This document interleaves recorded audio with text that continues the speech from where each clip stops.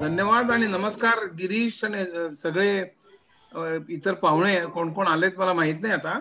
तर आज मी जे बोलणार आहे ते की आपल्याला एकंदर मानवतेला पडणारे प्रश्न, आता जे आउटस्टँडिंग प्रश्न आहेत ते काय काय आहेत, ते वेगवेगळ्या शाखांमधले मला प्रश्न मांडायचे आहेत की अजूनही माणूस काय करायला धडपडतोय. आणि ते मला विज्ञान, अर्थशास्त्र, मानसशास्त्र, गणित, तत्वज्ञान, तंत्रज्ञान, राजकारण अशा अनेक गोष्टींमध्ये खरं म्हणजे अनेक प्रश्न आपण सोडवण्याचा प्रयत्न करतोय. त्याचा मी ओव्हरव्ह्यू पहिल्यांदा घेणार आहे 10-20 मिनिटात आणि नंतर मग एका कुठल्या तरी बाबतीमध्ये मी बोलेन. मला वाटतं सायन्सच्या विषयी मी कदाचित सांगेन की आपण कुठपर्यंत आलेलो आहोत म्हणून. नाहीतर मग ह्याला खूप म्हणजे खूपच वेळ लागेल. एकंदर मटेरियल 4-5-6 तासांचं होईल इतकं खोलवर आपल्याला जाता येईल. पण मुख्य मुद्दा काय आहे या ठिकाणी सांगण्याचा की सायन्स मधले मुद्दे काय आहेत, तर त्याच्याविषयी मी आता फक्त ओव्हरव्ह्यू देतोय आणि नंतर मी एका किंवा वेळ झाला तर 2 गोष्टींच्या मध्ये मी शिरेन. 1400 कोटी वर्षापूर्वी विश्व निर्माण झालं आत्ताच्या थिअरी प्रमाणे. 450 कोटी वर्षापूर्वी पृथ्वी निर्माण झाली आणि 375 कोटी वर्षापूर्वी पहिला जीव निर्माण झाला. तर आता 1400 कोटी वर्षापूर्वी जेव्हा विश्व निर्माण झालं तर बिग बँगने निर्माण झालं असं आताची थिअरी सांगते. मग त्यामुळे प्रश्न निर्माण होतात की मग बिग बँगच्या अगोदर काय होतं. त्याला उत्तर असं आहे की बिग बँगच्या अगोदर हा प्रश्नच चुकीचा आहे असं कित्येक लोकांचं म्हणणं होतं. इव्हन स्टीफन हॉकिंग सकट अनेकांचं, की वेळच मुळी त्यावेळी सुरू झाली. म्हणजे हा किती गंमतशीर प्रकार आहे बघा. म्हणजे बिग 1400 कोटी वर्षापूर्वी काही नव्हतंच का, असा एक प्रश्न अजून अनुत्तरित आहे. त्याला मग लोक भयंकर वेगवेगळी उत्तर देतात की विश्व सुद्धा अनेक सायक्लिकल ह्याच्यातनं चाललेलं आहे. म्हणजे विश्व असं तयार होतं, वाढत जातं, प्रसरण पावतं, पुन्हा ते कोलॅप्स होतं आणि पुन्हा नव्याने उभं राहतं, पुन्हा कोलॅप्स होतं, पुन्हा नव्याने उभं राहतं. असं सायक्लिकल युनिव्हर्स आहे असं काही लोकांचं म्हणणं आहे. काही लोकांचं म्हणणं असं ते मल्टीव्हर्सेस आहेत, एकाच वेळी अनेक युनिव्हर्सेस इथे आहेत या जगामध्ये. म्हणजे किती गंमतशीर प्रकार बघा. या मल्टीव्हर्सेस मध्ये सुद्धा अनेक त्यात वेगवेगळे प्रकार आहेत. बबल युनिव्हर्स आणि असे अनेक प्रकार आहेत. मला जसं वेळ होईल त्याप्रमाणे मी सांगेन. आणि त्या बबल युनिव्हर्सेस मध्ये म्हणजे दुसऱ्या युनिव्हर्स मध्ये फिजिक्सचे लॉज वेगळे असतील, म्हणजे तिथे ग्रॅव्हिटेशनचा लॉ वेगळा असेल, अशी सगळी कल्पना आहे. म्हणजे इतकं इतकं गंमत आहे या सगळ्यामध्ये. आणि त्याच्यावर रिसर्च चालू आहे की सध्या बिग बँगच्या अगोदर काय होतं, मग वेळ तेव्हापासून चालू झाली का. बरं आत्ताचं जे विश्व आहे त्यातलं फक्त आपण आपल्याला 5% तुम्ही काय केलेलं इथे हे होतं ना काय रे बाबा हे कॉल और इंटरनेट. आता येईल आवाज, ते बोलत नाहीये. थांबा. मग मगाशी केलं होतं मी तसं.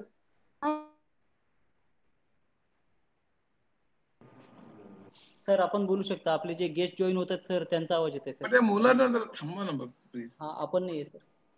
हा तर या विश्वामध्ये आपल्याला फक्त नाही तर तुम्ही आपण 10 मिनिटं थांबूया का सगळ्या लोकांना येईपर्यंत.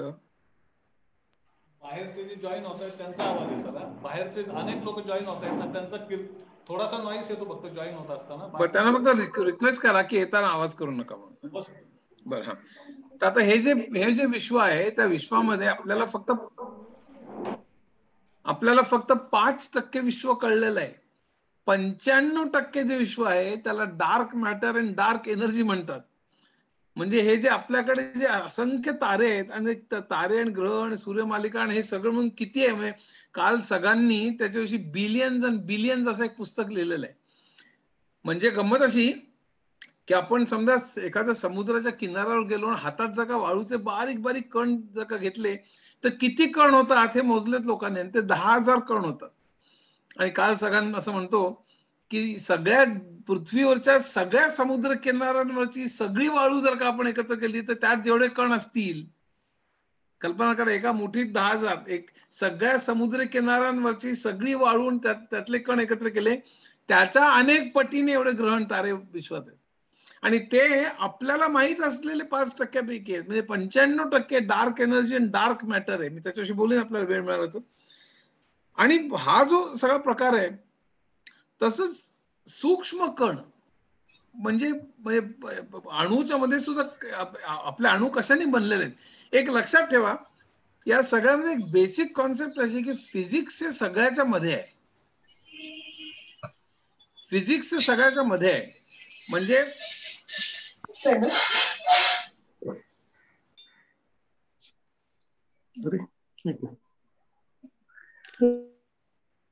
आपल्या आजूबाजूला बघितलं आपण तर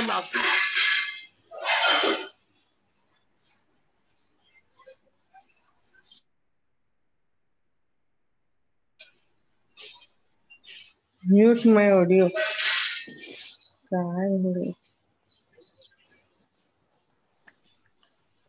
आपण आजूबाजूला बघितलं तर आपल्याकडे लाकूड आहे, कापड आहे, पंखा आहे, टीव्ही आहे, हे सगळे ही सगळी केमिकल्स आहेत, हे लक्षात ठेवा. आणि केमिकल्स वेगवेगळ्या स्टेट्स मध्ये आहेत, सॉलिड, लिक्विड आणि गॅस. सॉलिड आपण तापवलं, बर्फ तापवलं की त्याचं पाणी होतं, कारण बर्फामध्ये बॉन्ड्स खूप स्ट्रॉंग असतात, पाण्यामध्ये आणखीन वीक असतात. त्याची वाफ होते, वाफेमध्ये आणखीन वीक असतात. सबलिमेशन मध्ये सॉलिड वरनं एकदमच गॅसमध्ये रूपांतर होतं. पण या कुठल्याही प्रोसेसमध्ये सर्व विश्व जे झालेलं आहे ते अशा तऱ्हेने वेगवेगळ्या केमिकल्सचं आहे. तर या केमिकल्सच्या प्रॉपर्टीज कशा ठरतात तर त्या अणूंवरनं ठरतात. त्या प्रत्येक 92 आपल्याकडे अणू आतापर्यंत सापडलेले आहेत. एकंदर 118 आहेत. कृत्रिम तयार केलेले जे अणू आहेत, प्लुटोनियम सारखे ते ऍड केले तर 118 होतात, पण 92 आपल्याकडे अणू आहेत. म्हणजे आयर्न, लोखंड, ऑक्सिजन, हायड्रोजन वगैरे असे. आणि ते सगळे एका पिरियडिक टेबलमध्ये मांडलेले आहेत. त्याला पिरियडिक टेबलमध्ये म्हणण्याचं कारण असं की दर काही ठराविक काला जर का गेलं की त्यांचे गुणधर्म सारखे येतात. हे मेंडेलिव्हनी केलं आणि त्याला काही ठिकाणी जागा रिकाम्या सापडल्या, कारण अजून इथे आपल्याला तशा तऱ्हेचे एलिमेंट मिळालेले नाहीये. आणि अशा तऱ्हेने त्यांनी फक्त त्यावेळी जी नोन एलिमेंट्स होती ती मांडली आणि त्यांनी काही जागा रिकाम्या ठेवल्या की इथे अजून या प्रॉपर्टीचं असं काहीतरी आपल्याला मिळेल. आणि अशा तऱ्हेचे 3 एलिमेंट्स नंतर मिळाले. त्यांनी संस्कृतची नावं दिली होती, नंतर त्याची नावं बदलली. पण एकंदरीत अशा तऱ्हेची सगळी एलिमेंट्स जे आहेत त्या प्रत्येकाचे जे अणू जो असतो त्या अणूच्या भोवती इलेक्ट्रॉन्स फिरत असतात वेगवेगळ्या कक्षांमध्ये. आणि वेळ मिळाला तर मी ते सांगणार आहे. त्यातल्या ते कसे फिरतात आणि एस्पेशली बाहेरच्या कक्षेमध्ये किती इलेक्ट्रॉन्स आहेत त्याच्यावरून त्या अणूचे गुणधर्म ठरतात. म्हणजे आपल्या आजूबाजूला सगळी केमिकल्स आहे की सगळं अगदी खुर्च्या टेबलचं लाकडं, टीव्ही पासून सगळं हे सगळं शेवटी केमिकल्सने झालेलं आणि केमिकल्स अणूने झालेले, अणू आणि अर्थात रेणू म्हणजे मॉलिक्युल्सनी. आणि शेवटी त्या अणूचे जे गुणधर्म आहेत ते इलेक्ट्रॉन्स आणि त्या ह्याच्यामुळे ठरतात. म्हणून फिजिक्स मुळे केमिस्ट्री ही निर्माण होते, असं एक हे आहे. आणि मग बायोलॉजी सुद्धा शेवटी ऑर्गॅनिक केमिस्ट्री आणि प्रोटीन्स आणि अमिनो ऍसिड्स म्हणजे शेवटी रसायनच आहे. तर शेवटी त्यामुळे फिजिक्स, केमिस्ट्री आणि बायोलॉजी अशी इंटिमेटली रिलेटेड आहे. तेव्हा माणसाला पहिल्यांपासून प्रश्न पडलेला आहे की हे जग कशाने बनलेलं आहे. आता जग कशाने बनलेलं आहे म्हणल्याबरोबर हे इतके बिलियन्स आणि बिलियन्स तारे आणि सगळं विश्व कळलं पाहिजे. आणि त्याचप्रमाणे आपल्याला अणूमध्ये काय दडलेलं आहे हे कळलं पाहिजे. आणि अणूमध्ये काय दडलेलं आहे हे कळण्याकरता माणसाने अनेक प्रयोग केले, अनेक थेरीज मांडल्या. आणि त्यानंतर अणूमध्ये त्यांनी जायला सुरुवात केली. पहिल्यांदा त्यांच्या लक्षात आलं की अणू एक अविभाज्य आहे, नंतर लक्षात आलं की तसं नाहीये. आणि नंतर मग इलेक्ट्रॉन्स आहेत त्या अणूमध्ये तसं कळलं. त्यानंतर प्रोटॉन्स आणि न्यूट्रॉन्स पण आहेत हे कळलं. आणि त्यानंतर प्रोटॉन्स आणि न्यूट्रॉन्स सुद्धा त्याच्या खालच्या म्हणजे क्वार्क्सनी बनलेले आहेत असं कळलं. आणि आत्ताच्या मॉडेल प्रमाणे क्वार्क्स आणि लेप्टॉन्स मध्ये इलेक्ट्रॉन्स येतात आणि शेवटी क्वार्क्स आणि लेप्टॉन्स यांनी ते सगळं विश्व बनलेलं आहे. म्हणजे आणि आता त्याच्याही खाली जाऊन स्ट्रिंग थेरी आहे की ते स्ट्रिंग्सनी सगळं जग बनलेलं आहे असं मांडणारी स्ट्रिंग थेरी. मी त्याच्याकडे वेळ मिळाला येईल. पण हे सगळे जे प्रश्न आहेत म्हणजे रिलेटिव्हिटी एका बाजूला, क्वांटम मेकॅनिक्स आणि दोघांचा एक मेळ घालून एक स्टँडर्ड थेरी किंवा युनिफाईड थेरी ज्याच्यासाठी आईन्स्टाईननी 30 वर्ष काढली ते इक्वेशन मिळवण्याकरता, ते अजूनही सिद्ध झालेलं नाहीये. त्याच्याकरता हजारो सायंटिस्ट जगभर प्रयत्न करतायत की जग कशाने बनलेलं आहे. म्हणजे 4 फोर्सेस आहेत आणि शेवटी कुठले कण आहेत. मी आपलं आता फक्त स्टेट करतो. मला माहिती आहे की हे ऐकताना बऱ्याच लोकांच्या मनात प्रश्न असतील, पण आपल्याला काय माहित नाहीये हे सांगण्याकरता मी हे सगळं सांगतोय. हे सगळं पूर्णपणे कळलं असेल अशातला भाग नाही. आता जिओलॉजी म्हणजे 450 कोटी वर्षापूर्वी पृथ्वी निर्माण झाली. ही पृथ्वी निर्माण झाली तर आपल्याला आश्चर्य वाटेल की पृथ्वीच्या जो जो व्यास आहे आपला त्रिज्या आहे त्या त्रिज्येच्या फक्त 12 किलोमीटर आपण पृथ्वीच्या खाली जाऊ शकलेलो. म्हणजे 99.81% पृथ्वी खाली काय आहे ते आपल्याला माहित नाही. आणि त्यामुळेच आपल्याला भूकंप कसे होतात ते माहित नाही अजून. कसे होतात माहितीये तर प्लेट टेक्टॉनिक आपल्या 9 प्लेट्स आहेत वेगवेगळी खंड ती वेगवेगळ्या प्लेट्स वरती आहेत आणि त्या प्लेट्स मूव्ह होत असतात ते हलत असतात. ते वेगेनरनी शोधून काढलं मागे. आणि त्या प्लेट्स मूव्ह होत असताना मग त्यांची टक्कर होते कित्येक वेळा एकमेकांवर चढतात आणि त्यातून वेगवेगळे पर्वत सुद्धा निर्माण त्यातूनच झालेले आहेत. पण त्या भूकंपाचं कारण हे प्लेट टेक्टॉनिक्समुळे आहे. त्या प्लेट्स भूकंप जी सरकती भूखंड जी आहे ती एकमेकांची जेव्हा टक्कर होते त्यातून मग सुनामी भूकंप अनेक गोष्टी होतात. हे का होतात त्याचा साधारण अंदाज माणसाला आलेला आहे पण तो केव्हा होईल ह्याचं अजून भाकीत करता आलेलं नाही माणसाला. हे अजून आपल्याला काहीही पत्ता नाही. आपल्याला इव्हन पृथ्वीच्या फक्त 99.81% अजून आपल्याला खाली जाता आलेलं नाहीये. फक्त 0.019% आपण जाऊ शकलो.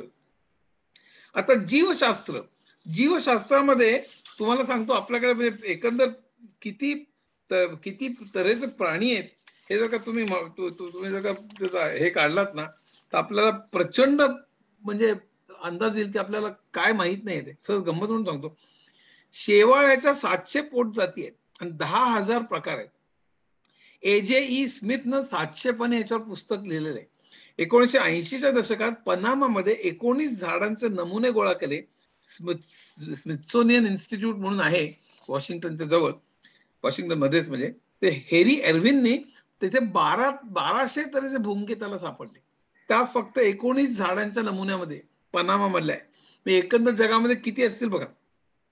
आतापर्यंत सापडलेले बुरशीचे 1 लाख नमुने, गांडुळांचे 10,000 प्रकार, कीटकांचे कित्येक लाख प्रकार, भुंग्यांचेच फक्त 3.75 लाख प्रकार. म्हणजे JBS हाल्डेन नावाचा शास्त्रज्ञ म्हणायचा अरे भुंगे म्हणजे देवाला फार प्रिय असले पाहिजेत म्हणूनच भुंगे एवढे 3.75 लाख तऱ्हेचे भुंगे. मधमाशा 20,000 तऱ्हेच्या, मुंग्या 10,000 तऱ्हेचे, कोळी 30,000 प्रकारचे, बॅक्टेरिया तर कमी. नॉर्वे मधली 1 ग्रॅम जमीन त्यांनी तपासली. 1 ग्रॅम जमीन त्याच्यामध्ये 4,000 ते 5,000 तऱ्हेचे त्याला जंतू आढळले. आणखीन काही मैलावरती आणखीन 1 ग्रॅम त्यांनी जमीन तपासली तिथे आणखीन 4,000 ते 5,000 वेगळ्या तऱ्हेचे जंतू तपास. आतापर्यंत 40 कोटी तऱ्हेचे जंतू आहेत असा अंदाज आहे. त्या जंतूंची जो गंमत अशी की म्युटेशन फार फास्ट होतं. भराभर त्यांचा प्रकार बदलत जातो. म्हणजे त्यांचं जेनेटिक मेकअप बदलत जातो. म्युटेशन म्हणजे काय वेळ मिळाला तर मी सांगेन. पण मुख्य म्हणजे हे सुद्धा काय आहे की आतापर्यंत 385 कोटी वर्षापूर्वी पहिला सजीव निर्माण झाला तेव्हापासून आतापर्यंत अनेक जीव हे नष्ट झालेले आहेत. अनेक वेगवेगळ्या संहार म्हणतात. अनेक वेगवेगळे ते टप्पे 5-6 टप्पे झाले. त्या प्रत्येक टप्प्यामध्ये अनेक लाखो कोट्यवधी प्राण्यांचे प्रकार नष्ट झाले. आपण आता जी सगळी जीवसृष्टी बघतो आहोत ती फक्त 99% नष्ट झालेली. ती 0.01% शिल्लक राहिलेली आतापर्यंत. आणि आपल्याला या जीवसृष्टीतलं फक्त 3 ते 5% कळलेलं आहे. लक्षात ठेवा. म्हणजे किती अजून कळायचं शिल्लक आहे. मी मुद्दाम काय सांगतोय की आपल्याला वाटतं की माणसाने काय केलं आता माणूस किती प्रगत झाला तर आपल्याला सगळं कळलंय की काय. ह्याचा विचार जर का आपण केला जीव म्हणजे किती ग्रह तारे आहेत किती जीवसृष्टी आणि आपल्याला किती माहिती आहे तर आपल्याला पत्ता लागेल की हे भयानकच हा प्रकार आहे. पण हा जो यामध्ये आणखीन एक महत्वाचा मुद्दा आहे आपल्याला काय कळलेलं नाही हे सांगण्याकरता. आता सेक्स याची गरज काय. 150 ते 200 कोटी वर्ष हा सेक्स नव्हताच मुळी. एक पेशी विभाजन होऊन 2 पेशी व्हायच्या, 2 होऊन 4 व्हायच्या, 4 होऊन 8 व्हायच्या. त्यामुळे सेक्सची गरजच नव्हती. मग 150-200 कोटी वर्षानंतर ही सेक्सची गरज का भासायला लागली. म्हणजे हा जो सगळा प्रकार आहे तो प्रचंडच हे ग्रेट आहे. म्हणजे त्याकरता रेड क्वीन नावाचं एक पुस्तक आहे बरं का. ते जरूर वाचावं. रेड क्वीन नावाचं पुस्तक आहे. त्या पुस्तकामध्ये यांनी खूप सुंदर तऱ्हेने सांगितलेलं आहे मॅट विडलीनी. आणखीन एक पुस्तक व्हाय सेक्स इज नेसेसरी म्हणून. तर म्हणजे नॅचरल सिलेक्शन मध्ये आपले आणखीन टिकून राहावं म्हणून फक्त सेल डिव्हिजन पेक्षा मेल आणि फिमेल यांच्या समागमातनं जो नवीन जीव तयार होईल तो जास्त टिकेल असं का वाटलं असावं, हे हे एक गंमत आहे. आणि त्यात सुद्धा किती कॉम्प्लिकेशन आहेत, म्हणजे त्याच्याकडे मी येईन नंतर. तर पहिला जीव कसा निर्माण झाला असला पाहिजे. मी तुम्हाला सांगतो, 375 किंवा 385 कोटी वर्षापूर्वी पहिला जीव कसा निर्माण झाला असला पाहिजे, हे अजूनही 100% आपल्याला कळलेलं नाही. त्याची ही प्रत्येक बाबतीमध्ये खरं मी अर्धा तास बोलू शकेन, पण आपल्याला वेळ नाहीये. पण याची गंमत म्हणून सांगतो, 1900 मला वाटतं 32च्या सुमाराला JBS हार्डेन, हा जो आता सांगितलं, तो अतिशय चांगला मोठा सायंटिस्ट होता. तो भारतात यायचा, कलकत्त्याला राहायचा. त्यांनी सांगून ठेवलं होतं की तितक्या कोटी वर्षापूर्वी पृथ्वीवर वातावरण कसं असलं पाहिजे की जिथे पहिला जीव निर्माण झाला. कारण जीव म्हणजे अमिनो ऍसिड, सांगितलं प्रोटीन, सगळं जे काय असेल, मग कुठली रसायन असली पाहिजे, कुठले गॅसेस असले पाहिजे, किती तापमान असलं पाहिजे, हे त्यांनी त्यावेळेला असं कॅल्क्युलेट करून त्यांनी सांगितलं की असं असं असेल तर पहिला जीव निर्माण होईल. आणि त्याप्रमाणे 1951 साली मिलर एक्सपेरिमेंट म्हणून शिकागोमध्ये चक्क एक्सपेरिमेंट करण्यात आला की बाबा लॅबोरेटरीमध्ये तसंच वातावरण, तसेच धातू, तसेच काय जे काही गॅसेस, सगळं टेम्परेचर सगळं ते निर्माण केलं. आणि आता त्यातनं जीव निर्माण होतो का असं बघण्याचा प्रयत्न केला. आणि त्यावेळेस वर्तमानपत्रात रकान्याचे रकाने यायचे. आता पहिलं त्यांना वाटलं काही ती सळसळत बाहेर येईल की काय, पण म्हणजे मुख्य म्हणजे काय की माणसाचं कुतूहल बघा की पहिला जीव कसा निर्माण झाला असला पाहिजे, का निर्माण झाला, त्याच्या अगोदर सगळं निर्जीव होतं आणि नंतर पहिला जीव निर्माण झाला. मग उत्क्रांती मांडली. उत्क्रांतीनंतर मग सजीवांची उत्क्रांती आपल्याला माहितीये की वेगवेगळे जीव, पहिला जीव निर्माण झाला आणि त्यातून उत्क्रांतीतनं मग वेगवेगळे जीव निर्माण झाले. आता सांगितलं त्याप्रमाणे इतक्या लाखो कोट्यावधी तऱ्हेचे जीव, 87.6 लाख मला वाटतं आतापर्यंत वेगवेगळ्या जीवांचे प्रकार आहेत, सजीवांचे. पण सापडलेले, न सापडलेले आणखीन भयंकर. आता एवढ्या चित्रविचित्र म्हणजे हजारो तऱ्हेची गांडूळ, म्हणजे उदाहरण. तर हे जे संबंध नॅचरल सिलेक्शनची प्रोसेस ही इमॅजिन करणं, हे डार्विन म्हणजे मला काय कळतो ग्रेट, म्हणजे न्यूटन आईन्स्टाईनच्या पेक्षाही मोठा वाटतो काय कळलं, म्हणजे इतका इतका ग्रेट असला पाहिजे. पण गोंधळ असा की डार्विनला अजूनही ते का होतं हे माहित नव्हतं. हे होतं हे त्याला माहित होतं की अशा तऱ्हेने झालं असलं पाहिजे. आणि तो बोटीवर काय गेला, फिट्झरॉय नावाचा एक कॅप्टन होता, त्याच्यावर MHS बीगल नावाच्या बोटीवरनं गेला. फिट्झरॉयने पहिल्यांदा नाकारलं, ते नाकामुळे नाकारलं, नाक मोठं आहे म्हणून. पण नंतर त्यांची दोस्ती झाली आणि नंतर मग त्यांनी वेगवेगळ्या बेटावर जाऊन वेगवेगळ्या पक्षी, फिंच पक्ष्याचे ते वेगवेगळे चोचीचे नमुने काय घेतले, ते सगळं गोष्ट मी सांगत बसत नाही. पण इतके प्रचंड अभ्यास केल्यानंतर त्यांनी मांडलं की अशी उत्क्रांती नव्हती झाली असली पाहिजे की पहिल्या जीवापासून आतापर्यंत झाली असली पाहिजे असं त्यांनी मांडलं. त्याचं कारण माहित नव्हतं. मग मेंडेल आला आणि मेंडेलने अनुवंशिकतेचे पहिल्यांदा नियम मांडले आणि अनुवंशिकतेचे नियम त्यांनी 30,000 वाटाड्यांवर प्रयोग केले. आणि वाटाड्यांचे गुणधर्म म्हणजे उंच आणि बुटका, सर्व पृष्ठभागात गुळगुळीत आहे का हे असणार, त्याच्यावर वळ्या असणार, किंवा पिवळा का लाल, अशा रंगाचे. अशा तऱ्हेने त्यांनी वेगवेगळे हे घेऊन त्यांचं क्रॉस फर्टिलायझेशन केलं. उंच आणि उंच ह्यांचं जर क्रॉस फर्टिलायझेशन करून त्याला उंचच रोप मिळालं, बुटका बुटकाचं बुटकाच मिळालं. पण उंच आणि बुटका जेव्हा मिळालं तेव्हा त्याला वेगळे परिणाम मिळाले. आणि त्याला मग कुठला तरी गुणधर्म एकाकडनं, कुठला तरी गुणधर्म दुसऱ्याकडनं येतोय, हा जो अनुवंशिकतेचा जो शोध आहे तो मेंडेलने लावला. मग त्यात तो डॉमिनंट आणि रिसेसिव्ह, म्हणजे एक त्यातला गुणधर्म खूप डॉमिनंट असतो, दुसरा हे असतो, अशा तऱ्हेची त्यांनी थेरी मांडली. तो धर्मगुरू होता बरं का, म्हणजे मुख्य या धर्मगुरूंनी विज्ञानात खूप गंमत केली. पुढे एक लॅमॅत्रे नावाचा एक होता, त्यांनी सुद्धा बिग बँगच्या थेरीमध्ये खरी पहिली थेरी त्यांनी मांडलेली होती. पण त्या धर्मगुरूंनी आपल्या ह्याच्या 30 वाटाण्यांचा प्रयोग करून अनुवंशिकतेचे वरचे नियम मांडले. आणि नंतर मॉर्गन नावाच्या माणसाने, तो न्यूयॉर्कला होता, आणि त्यांनी माशांवरती प्रयोग केले. माशांवरती प्रयोग करून त्यांनी हे अनुवंशिकता कशी होते आणि तो जेनेटिक्स कडे त्यांनी पहिल्यांदा पाऊल दिलं. माशा त्यांनी निवडल्या कारण माशा अतिशय फास्ट रिप्रोड्यूस करतात, त्यामुळे त्याला म्युटेशन म्हणतात. म्युटेशन माहित असेलच, पण इथे मुलं आहेत म्हणून सांगतो की आपल्यामध्ये प्रत्येक जेव्हा आई आणि वडील म्हणजे प्रत्येक सेलमध्ये आपल्याकडे एक क्रोमोझोम्स असतात आणि 23 जोड्या असतात. 1 ते 22 या, इनफॅक्ट मॅट रिडलीचं जिनोम नावाचं पुस्तक आहे, ते फार सुंदर आहे. 1 नंबर सगळ्यात मोठा क्रोमोझोम आहे, 2 त्याच्यापेक्षा लहान, 3 त्याच्यापेक्षा लहान असं. आणि त्यांनी त्या जिनोम नावाच्या पुस्तकात 1 ते 22 असेच त्यांनी दिलेले. आणि 23वा क्रोमोझोम जो आहे तो सेक्सचा क्रोमोझोम आहे. त्याचा आकार हा 7 आणि 8व्या क्रोमोसोमच्या मध्ये असतो, म्हणून त्यांनी त्या पुस्तकात ते 7 आणि 8च्या मध्ये त्याच्याविषयी उल्लेख केलाय. पण हा जो आपण त्याला 23वाच म्हणूया, हा जो सेक्सचा क्रोमोसोम असतो त्यात स्त्रीच्या याच्यात आणि पुरुषाच्या याच्यात फरक असतो, म्हणजे XX आणि XY असं असं असतं ते. आणि त्यामुळे त्या आईकडनं जेव्हा 23 आणि इकडनं 23 जोडीपैकी एक जेव्हा येतं मुलामध्ये, तेव्हा ते XX आहे का XY आहे त्याच्यावरून ती मुलगा आहे का मुलगी हे ठरतं. आणि हे सगळं आता जेनेटिक्स मध्ये सिद्ध झालेलं आहे. पण मुख्य म्हणजे असं की त्यातलं हे होताना थोडे थोडे बदल होत जातात. म्हणजे काही वेळेला खूप वेगळे बदल होतात. म्हणजे आता 6 बोटं असणार एक त्याचं एक्स्ट्रीम उदाहरण म्हणून सांगितलं. पण लहान लहान लहान लहान हे जे बदल होत जातात, त्या बदलांपैकी जे नॅचरल सिलेक्शन मध्ये एन्व्हायरमेंटशी जुळवून घेऊ शकतात ते बदल टिकतात, जे नाही टिकत ते नष्ट होतात. हा त्यातला महत्वाचा भाग आहे. त्यानंतर एका पिढीत म्हणजे माणसाचं आयुष्य 70-80 वर्षाचं असल्यामुळे त्याच्यावरती एक्सपेरिमेंट करायला हजारो वर्ष, म्हणून इतकी कोटी वर्ष लागली. मधमाशांसारखं किंवा माशीसारखं दर ह्याच्यात नाही. बॅक्टेरियाचं ते एका दिवसात 2.8 कोटी वेळेला पुनरुत्पादन होतं, 2.8 कोटी. त्यामुळे पण माशांचं सुद्धा एका दिवसात अनेक वेळेला होतं. पुरुषांचं मात्र आयुष्य वेगळं असल्यामुळे त्यात बदल होऊन ते पिढ्यानपिढ्यात दुसरीकडे जाणं ह्याला वेळ लागतो. पण ह्याला म्युटेशन म्हणतात.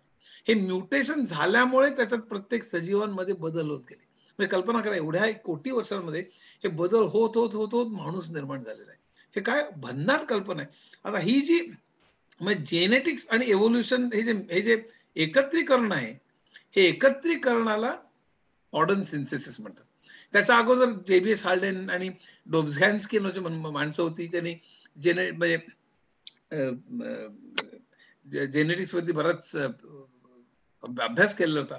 डोब्झॅन्स्कीनी स्पीशीजची एक डेफिनेशन पण दिली होती की ज्यांच्यात लैंगिक संबंध असू शकतात त्याला स्पीशीज म्हणायचं वगैरे. म्हणजे गोरा काळा उंच बुटका असं नाही, गोरा मुलगा उंच मुलगा असेल पण काळी पण बुटकी मुलगी असेल तरी त्यांचा संबंध असू शकतात. त्यामुळे ते एकाच जाती एकाच स्पीशीजचे आहे. तर स्पीशीजची डेफिनेशन आणि तसंच घोडा उंट सगळे. तर स्पीशीज कशी डिफाईन करायची डोब्झॅन्स्की त्यांनी फार सुंदर हे केलं होतं.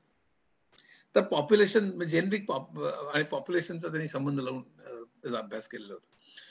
पण हे मॉडर्न सिंथेसिसमुळे जेनेटिक्स हे सगळं वाढत गेलं आणि मग जेनेटिक्स मध्ये अभ्यास सुरू झाला प्रचंड.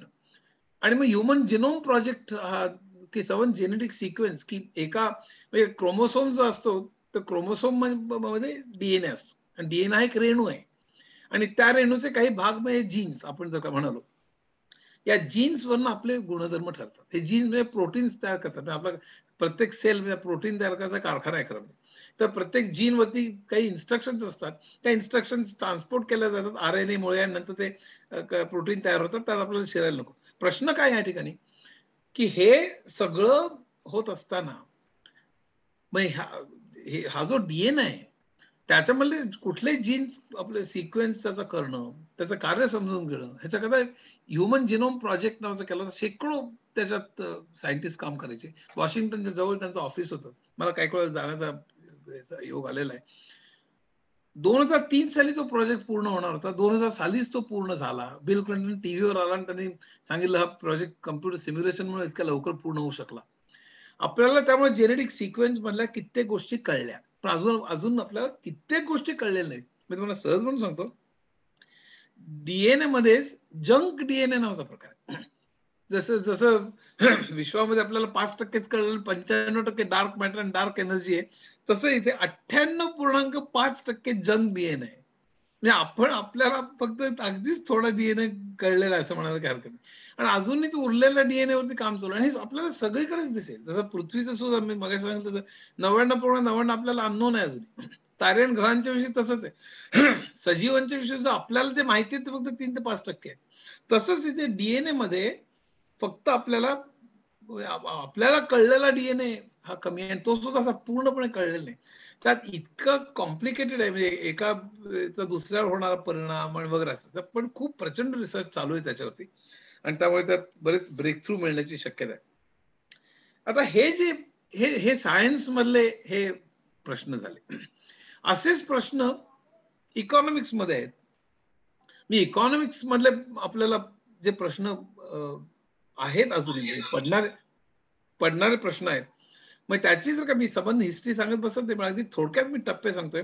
अगदी सुरुवातीला फिजिओक्रॅट्स आणि मर्कंटलिस्ट मंडळी होती की त्यांनी देशाच्या व्यापारावरती बंधनं कशी असावीत काय वगैरे असं सांगितलं. मग ऍडम स्मिथाला 1776 साली त्यांनी वेल्थ ऑफ नेशन सांगितलं आणि भांडवलशाहीचा पाया घातला. स्पर्धात्मक भांडवलशाही आणि आणि आणि डिव्हिजन ऑफ लेबर, की कुठलीही गोष्ट तयार करताना अनेक लोकांमध्ये श्रम विभागणी करावी. त्यांनी पिनचं उदाहरण दिलं होतं आणि त्यांनी सांगितलं की स्पर्धात्मक जर का एकच वस्तू अनेक लोक तयार करत असतील तर ग्राहकाला वस्तू चूज करता येईल. तर ज्याची क्वालिटी कमी किंवा किंमत जास्त तो अर्थातच बाजारात फेकला जाईल. त्यामुळे प्रत्येक जण ते करायला आपली क्वालिटी वाढवायला आणि किंमत कमी करायला बघेल, त्या तंत्रज्ञान वापरेल. त्यामुळे आपोआपच प्रगती होईल आणि सगळ्या ग्राहकांना कमीत कमी किमतीत सगळ्यात जास्त भावाने हे मिळेल. अशी ॲडम स्मिथची थोडक्यामध्ये थेअरी होती. त्यात इतर अनेक भाग आहेत, पण त्या थेअरीनी अतिशय सुंदर थेअरी होती. त्यानंतर डेव्हिड रिकार्डो आला, त्यांनी कंपॅरेटिव्ह कॉस्ट थेअरी मांडली. माल्थस आला, त्यांनी एसी ऑफ पॉप्युलेशन मांडला. हे सगळे क्लासिकल इकॉनॉमिस्ट झाले.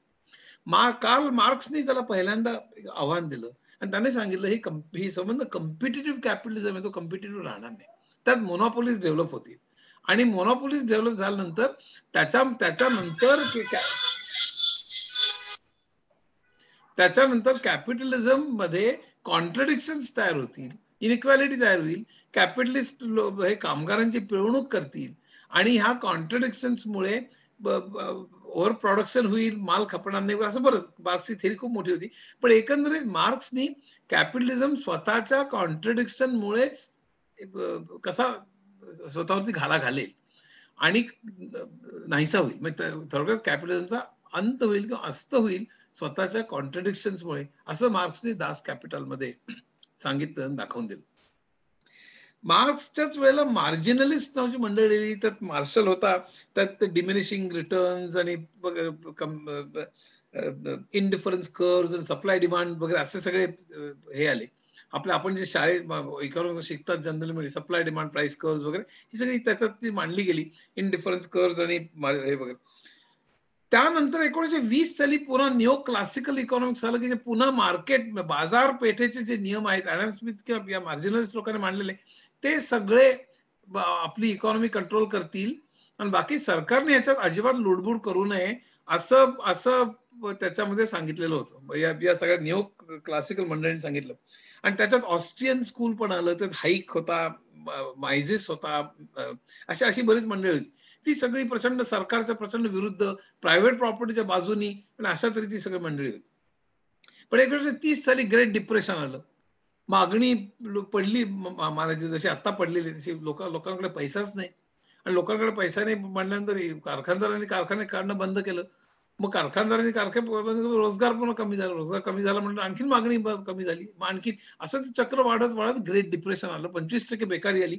आणि त्यावेळी रुझवेल्टनी आणि मग केन्सनी त्याची थेअरी मांडली 1936 साली, जनरल थेअरी म्हणून आली की सरकारने भरमसाठ पैसे खर्च करावे आणि ते पैसे खर्च केल्यामुळे लोकांच्या हातात पैसा जाईल, लोकांच्या हातात पैसा गेला, लोक बाजारात पेठेत जाऊन माल विकत घेतील आणि विकत घेतला की अर्थातच मालाची मागणी वाढेल आणि त्यामुळे प्रायव्हेट इंडस्ट्रीज लगेच कारखाने काढतील आणि एकंदरीत पुन्हा अर्थव्यवस्था ग्रेट डिप्रेशन मधून पुन्हा वरती येईल. ही केन्सनी मांडलेली थेअरी. 1945 ते 73 पर्यंत ही थेअरी खूप चालली. सरकारने भरमसाठ पैसे खर्च केले, रस्ते, अमुक आरोग्य, अमुक पेन्शन भत्ता, आरोग्य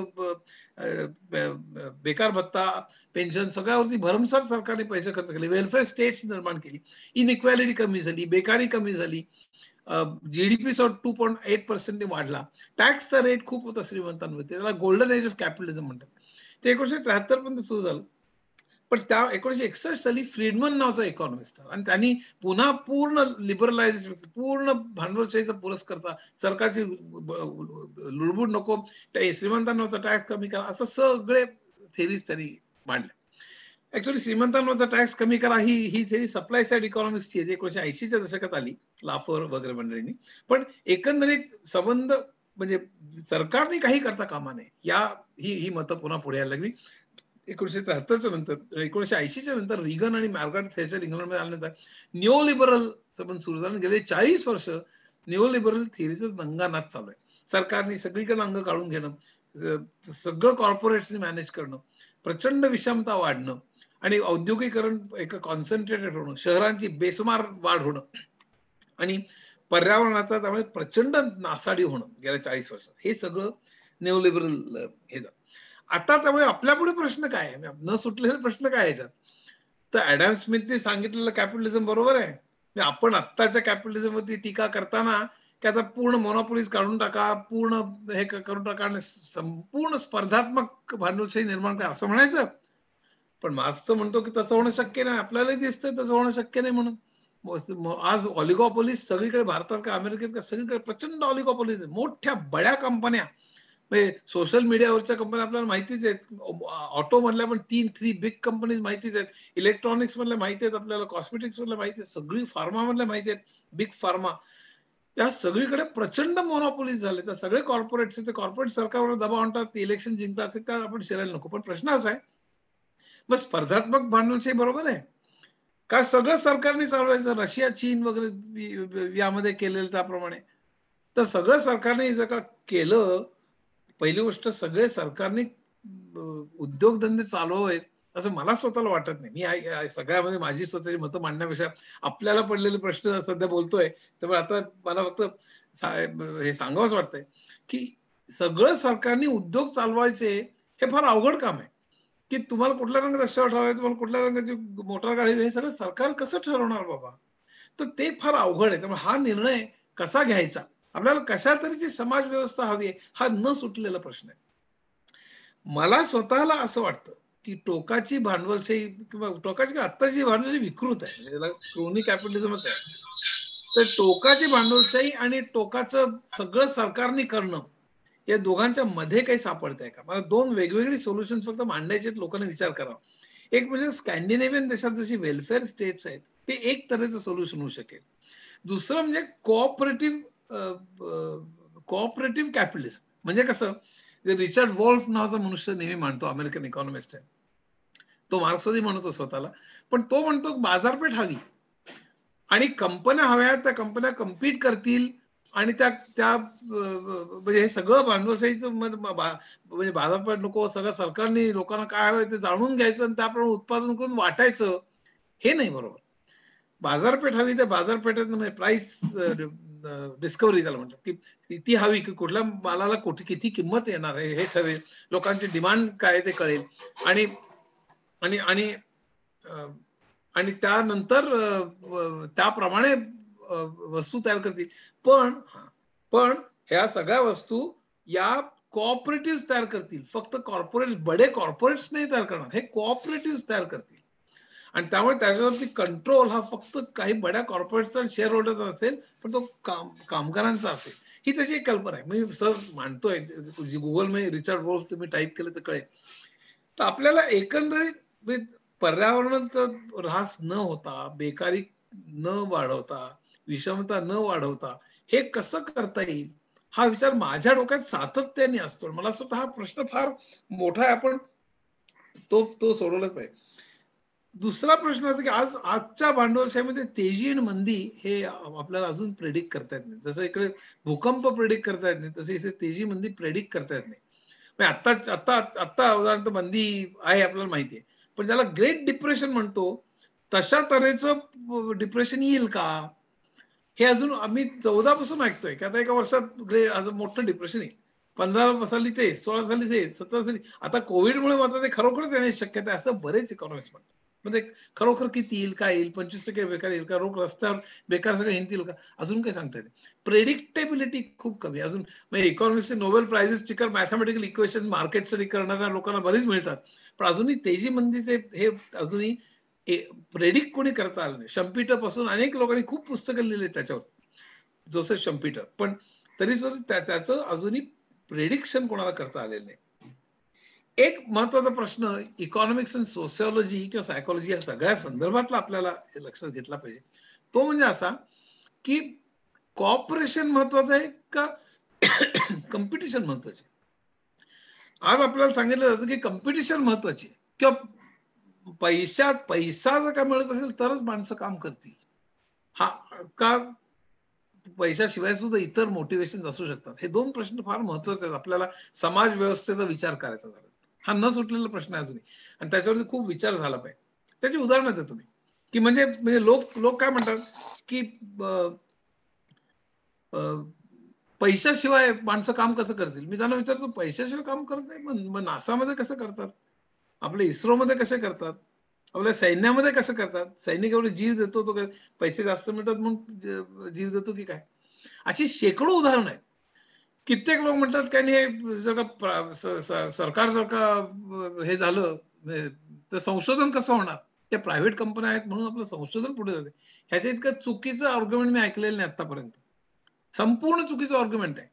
बहुतांशी सगळे शोध हे सरकारी याच्यात लागलेले, ते लक्षात ठेवा. त्याच्यावरती एक अतिशय सुंदर पुस्तक आहे, मारियाना मुझकोटो नावाचं एका ऑक्सफर्डची इकॉनॉमिस्ट आहे, मारियाना मुझकोटो. कुठे गुगलमध्ये टाका, अप्रतिम पुस्तक आहे. The entrepreneurial state debunking the myths of private versus public. Super पुस्तक, ते भाषण पण अप्रतिम आहे. त्यात तिने दाखवून दिलेलं आहे की इलेक्ट्रॉनिक्स, फार्मा, कम्प्युटर्स आणि इतर अनेक बाबतीतले शोध आहेत, त्या शोधांची सगळी मुळं ह्या सरकारी संशोधनात आहेत. संबंध इंटरनेट आहे, ARPANET वरती स्थापन झालेलं आहे.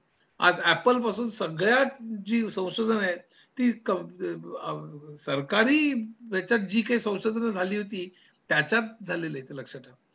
अनेक MIT, स्टॅनफोर्ड पासून अनेक विद्यापीठ, नासा बर का, आणि ARPANET आणि इतर अनेक ज्या संस्था आहेत त्या सगळ्या. भारतात सुद्धा सगळ्यात जास्त संशोधन तर BIRC, PIFR, इस्रो, IISc इथे होतं. CSIR ह्या सरकारी संस्था आहेत. आपलं दुर्दैव आहे की आपण जाहिरातींवरती 7 पट खर्च करतो रिसर्चच्या ऐवजी. इंग्लंड, अमेरिका, युरोप, फार ईस्ट, चायना, साऊथ कोरिया सगळे आपल्यापेक्षा अनेक पटीने रिसर्चवर हे करतात, संशोधन करतात. आपण त्याचा आपल्याला आता बोलायला नको. प्रश्न एवढा आहे की सरकारी प्रायव्हेट जर का केलं तर ते होणार नाही, किंवा पैसा करताच माणसं काम करतात. हे दोन्ही क्वेश्चन आपण केलं पाहिजे. इनफॅक्ट हरारी जर तुम्ही ऐकला, सेपियन्स कथा प्रसिद्ध असणारा, की कोऑपरेशन हा सगळ्यात महत्वाचा एक भाग आहे.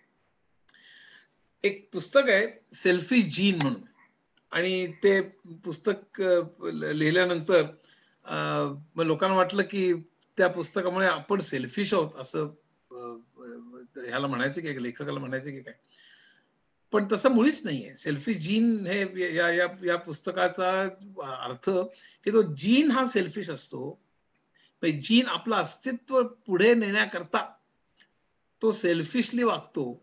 आणि खरं त्याचा अर्थ इव्हन जिनोम मध्ये पण मॅट रिडलीचं तेच प्रिन्सिपल आहे की बेसिकली जीन हा सेल्फिश आहे, त्याला रिप्रोड्यूस करायचं असतं, त्याला पुढे टिकायचं असतं, आपली जात, आपलं हे अस्तित्व, म्हणून तो रिप्रोडक्शन करतो. तुम्ही रिप्रोड्यूस करता आपल्या मुलामध्ये आपलं जीनचं काय अंश हे करता. 55-60 वय झाल्यानंतर तुमचे सगळं शरीर दुर्बळ होत जातं. ते काय दुर्बळ होत जातं, ह्याचं कारण तुमची रिप्रोडक्टिव्ह कॅपॅसिटी त्यावेळी संपलेली असते. आता तुमची त्या जीन्सना त्या शरीराची गरज नसते. ही किती गंमतशीर कॉन्सेप्ट आहे बघा. त्यामुळे सेल्फिश जीन हा ते शरीर हळूहळू वीक करत जातो. तुम्ही आता खपा, तुमची काही गरज नाही आता आम्हाला. तुम्ही आता मुलं पैदा केलेले आहेत, त्या मुलांमध्ये आम्ही आता जाऊन राहू. मग त्या मुलं 55 वय होईपर्यंत त्यांचं रिप्रोडक्शन कॅपॅसिटी त्यांची झाली की ते पुन्हा त्याला खपवतात. सो बेसिकली सेल्फिश जीनची कॉन्सेप्ट खूप वेगळी आहे, पण लोकांनी त्याचा अर्थ अगदी वेगळा घेतला. आणि पण थोडक्यात कोऑपरेशन आणि कॉम्पिटिशन ह्याच्याकडे आपल्याला वेगळ्या तऱ्हेने बघायला पाहिजे. आता मी सायन्स आणि इकॉनॉमिक्सच्या नंतर तंत्रज्ञानाकडे वळलो. तंत्रज्ञानामध्ये म्हणजे आता इंडस्ट्री 4.0 च्या विषयी लोक बोलायला लागलेले आहेत. म्हणजे आता फर्स्ट इंडस्ट्रियल रेव्होल्युशन स्टीम इंजिनच्या वेळेस झाली, आपल्याला माहिती आहे. त्यावेळेला शहरांची वाढ झाली, खेड्यातनं लोक शहरामध्ये आले, प्रचंड गलिच्छ वस्त्या होत्या. चार्ल्स डिकन्सच्या कादंबऱ्या हार्ड टाइम्स वगैरे आपण वाचलेल्या आहेत, डेव्हिड कॉपरफिल्ड वगैरे. आणि त्याच वेळेला अनेक औद्योगिकरण सुद्धा सुरू झालं. त्या औद्योगिकरणासाठी पुन्हा इंग्लंडला कॉलोनीजचा फार फायदा झाला, आपल्याला माहिती आहे. त्यानंतर सेकंड इंडस्ट्रियल रेव्होल्युशन झाली, ती अमेरिकेत झाली आणि काही इंग्लंडमध्ये, पण मेनली अमेरिकेत झाली. ती 1910च्या सुमारास झाली. ती म्हणजे मास प्रोडक्शनची झाली. त्यावेळी मोटारी फोर्ड मोटर्सनी पर्यंत सुरू केलं आणि त्यामुळे मास प्रोडक्शन सुरू झालं. त्याचवेळी मॅनेजमेंटची टेलरची सिस्टीम आली, टेलरिझम म्हणतात. तर बेव्हरमन नावाच्या माणसाने एक फार सुंदर पुस्तक, लेबर अँड मोनोपॉली कॅपिटल, अतिशय सुंदर पुस्तक आहे. त्यात टेलरिझम वरती अटॅक केलेला की एकाने तेच तेच तेच तेच काम करत राहायचं, जसं मॉडर्न टाइम्स मध्ये चार्ली चॅप्लिनने सांगितलं. त्याचे मानसिक परिणाम काय वगैरे हे सगळं आपण नंतर बोलू कधीतरी वेळ मिळाला तर. पण मुख्य म्हणजे सेकंड इंडस्ट्रियल रेव्होल्यूशन 1910च्या सुमाराला मास प्रोडक्शन सुरू झालं. मग मोटार गाड्या, मग इतर सगळ्या वस्तू या मास प्रोड्यूस, म्हणजे ऍडम स्मिथ जे डिव्हिजन ऑफ लेबर सांगितलं होतं ते खऱ्या अर्थाने आता या ठिकाणी सुरू झालं की लोकांनी एक पूर्ण मशिनरी मधला एक भाग तोच तोच तोच करत राहायचा आणि तो डिव्हिजन ऑफ लेबरमुळे इफिशियन्सी खूप वाढली माणसाच्या मध्ये. त्यामुळे एलिनेशन खूप वाढलं. आपण काय करतोय, कशा करता करतोय, कोणा करता करतोय, त्या नफ्यात आपला भाग आहे का, डिसिजन मध्ये आपला भाग आहे का, याचा काही संबंध नसल्यामुळे एलिनेशन खूप वाढलं. पण मास प्रोडक्शन झाल्यामुळे प्रोडक्शन खूप वाढलं. थर्ड इंडस्ट्रियल रेव्होल्यूशन 1960च्या नंतर सुरू झाली. त्यावेळेला कम्प्युटर्स निर्माण झाले. खरं कम्प्युटर्स पूर्वीपासून निर्माण झाले, म्हणजे 40-50च्या सुमारास अगदी इलेक्ट्रॉनिक्स आणि किल्बीनी आयसी शोध लावला. पण मुख्य म्हणजे मोठ्या प्रमाणावर कम्प्युटर, म्हणजे 60s मध्ये मेन फ्रेम, 70s मध्ये मिनी कम्प्युटर, 80s मध्ये मायक्रो कम्प्युटर, पीसी, 90s मध्ये इंटरनेट आणि 2000च्या पुढे मोबाईल कम्प्युटिंग, असे 5 साधारण दशक या क्रांतीने, या थर्ड इंडस्ट्रियल रेव्होल्यूशननी बघितली. कम्प्युटरचा आणि कम्प्युटर कम्युनिकेशन म्हणून त्याला इन्फॉर्मेशन टेक्नॉलॉजी म्हणतात आणि त्या संपूर्ण त्याचा वाढ त्याची खूप मोठ्या प्रमाणात झाली. आता फोर्थ इंडस्ट्रियल रेव्होल्यूशन साधारण 2010च्या नंतर चालू झाली. त्यामध्ये आर्टिफिशियल इंटेलिजन्स बरं का, त्यामध्ये 3D प्रिंटिंग, म्हणजे तुम्हाला अगदी थोडक्यात सांगणार मी हे काय ते, द बिग डेटा आणि इंटरनेट ऑफ थिंग्स, IoT, अशा सगळ्या रोबोटिक्स, अशा आणि 5G कम्युनिकेशन, अशा सगळ्याचं मिश्रण आहे इंडस्ट्री 4.0 मध्ये. आणि ते पुढच्या 20-30 वर्षात होईल असं अंदाज आहे. या सगळ्यामध्ये चीननी प्रचंड मोठी भरारी घेतलेली लक्षात ठेवा. म्हणजे चीन मध्ये अनेक दोष आहेत, मगाशी सांगितल्याप्रमाणे तिथे चीनची पद्धती मला मान्य नाही आहे, एकाधिकारशाही वगैरे आणि आक्रमकता, चीनचं मी समर्थन मुळीच करत नाही. पण या बाबतीमध्ये चीननी प्रचंड भरारी, इनफॅक्ट अमेरिकन चीन यांचं जे ट्रेड वॉर जे चाललेलं आहे हे सगळं आतापर्यंत, कोल्ड वॉर रशियाबरोबर होतं त्याला नमवलं, त्याला खलास केला. टेररिझम म्हणत बसले, पण आता तो बऱ्यापैकी नमवला गेलेला आहे. त्यांना जिथे पाहिजे सिरिया, आयसिस सगळ्यांना अमेरिकेने मदत करून झालेली आहे. पण टेररिझमला, पण त्याच्यानंतर आता चीन हा त्यांना ऍक्च्युली खडा उभा राहिलेला आहे आणि त्यांना जुमानत नाहीये ट्रेड वॉर मध्ये, आणि त्यामुळे खरं अमेरिका खवळलेली आहे. त्याच्या चीन अमेरिका याच्यावरती आपल्याला बोलणार का खूप आहे, पण नंतर करू. प्रश्न असा आहे की इंडस्ट्री 4.0 मध्ये AI, आता आर्टिफिशियल इंटेलिजन्सची खरी सुरुवात खूप पूर्वीपासून झाली. 1933 साली आयझॅक ॲसिमोवने रोबोटिक्सची कल्पना मांडली. त्यांनी रोबोटचे 3 नियम मांडले. 1958 साली पहिल्यांदा युनिमॅशननी पहिला इंडस्ट्रियल रोबो तयार केला. इनफॅक्ट तो ज्यांनी तयार केला त्याला मी भेटलो होतो कनेक्टिकट मध्ये. पण खऱ्या अर्थाने ज्याला आर्टिफिशियल, माणसाच्या मेंदूला मिमिक करणं, म्हणजे त्याच्यासारखं वागणं. कारण एक काय आहे, माणसासारखं वागण्यामध्ये काय काय येईल बघा. कम्प्युटर सारखं व्हिजन असणं, कम्प्युटर सारखी दृष्टी असणं, हा एक भाग झाला. पण त्या दृष्टीमध्ये खोली, रंग ओळखणं, असे खूप भाग आहेत त्याच्यामध्ये. डोळे आणि मेंदूतलं कनेक्शन इतकं सोपं नाही रोबोमध्ये ते बरोबर काढणं. कम्प्युटर व्हिजन आहे, कम्प्युटर स्पीच आहे, पण त्याचं मेकॅनिकल स्पीच जनरेट करू शकतो आपण. त्या कम्प्युटरमध्ये आपल्याला उत्तर येतात की आप कतार में है का, your balance is so much वगैरे. तुम्ही जेव्हा फोन करता तो फोन जातो, तो आता डेटा सर्च करतो ऑटोमॅटिकली. डेटा सर्च करून तुमची बॅलन्स जो अमाऊंट आहे ती वर्ड मध्ये ट्रान्सफर करतो. ट्रान्सफर केले ती ऑटोमॅटिक ती बाई असते ती तुम्हाला शब्दात सांगते. हे इथपर्यंत सगळं ठीक आहे, इतकं इमॅजिन करणं फार अवघड नाही. पण त्याच्यापेक्षा ती लँग्वेज कळणं, मला त्याचं सोफिया का काही ती रोबो ती तुमच्याशी कॉन्व्हर्स करू शकायला लागले. चेस खेळून IBM चा जो प्रोग्राम आहे तो कास्परोला काही जगातल्या मोठ्या चेसच्या खेळाडूला हरवू शकतो. आणि हे गेल्या 1990च्या 95च्या नंतर सुरू झालेली गोष्ट आहे. याचं कारण असं, कम्प्युटरचा साईज खूप कमी झाला, कम्प्युटरचा प्रचंड शक्ती वाढली, प्रचंड शक्ती वाढली, साईज कमी झाला आणि त्यामुळे कम्प्युटरमध्ये आपल्याला इंटेलिजन्स देता यायला लागला, डिसिजन मेकिंग आपल्याला शक्य करता यायला लागलं. मग तुम्हाला त्याचं एक उदाहरण म्हणून सांगतो की डीप लर्निंग नावाचा प्रकार. पूर्वी काय करायचे, कम्प्युटरला आपण नियम द्यायचो. एक भाषेचं उदाहरण घेऊन सांगतो. भाषेमध्ये आपण काय करायचो की कम्प्युटरला सिंटॅक्स शिकवायचो आणि मग आपल्याला इंग्लिश सिंटॅक्स सांगितला, फ्रेंच सांगितला की आता मग त्याच्यावरनं इंग्लिश वाक्य दिलं की तो फ्रेंच ट्रान्सलेट करायला शिकायला लागला. पण इतकं कॉम्प्लिकेटेड भाषेमध्ये प्रकार असतात. मी पुण्याला जाऊन आलो पुण्याला अनेक प्रकार आहेत, आपण त्याची रचना करू शकतो. त्याचा अर्थ तोच होतो. तर ते समजावून सांगणं हे फार अवघड आहे. मग त्याने विचार केला लहान मुलगा कसा शिकतो बाबा, तर लहान मुलाला आपण पहिल्यांदा हे कर्ता कर्म क्रियापद हे शिकवत नाही, तो ऐकून शिकतो. मग त्याने काय केलं की कम्प्युटरमध्ये काही प्रोग्राम्स लिहिले, अल्गोरिथम्स लिहिले आणि त्या अल्गोरिथमला असं शिकवलं की बाबा रे मी तुला 2 भाषांची वाक्य देईन ज्यांचे अर्थ सारखे आहेत, तू त्यातलं साम्य ओळख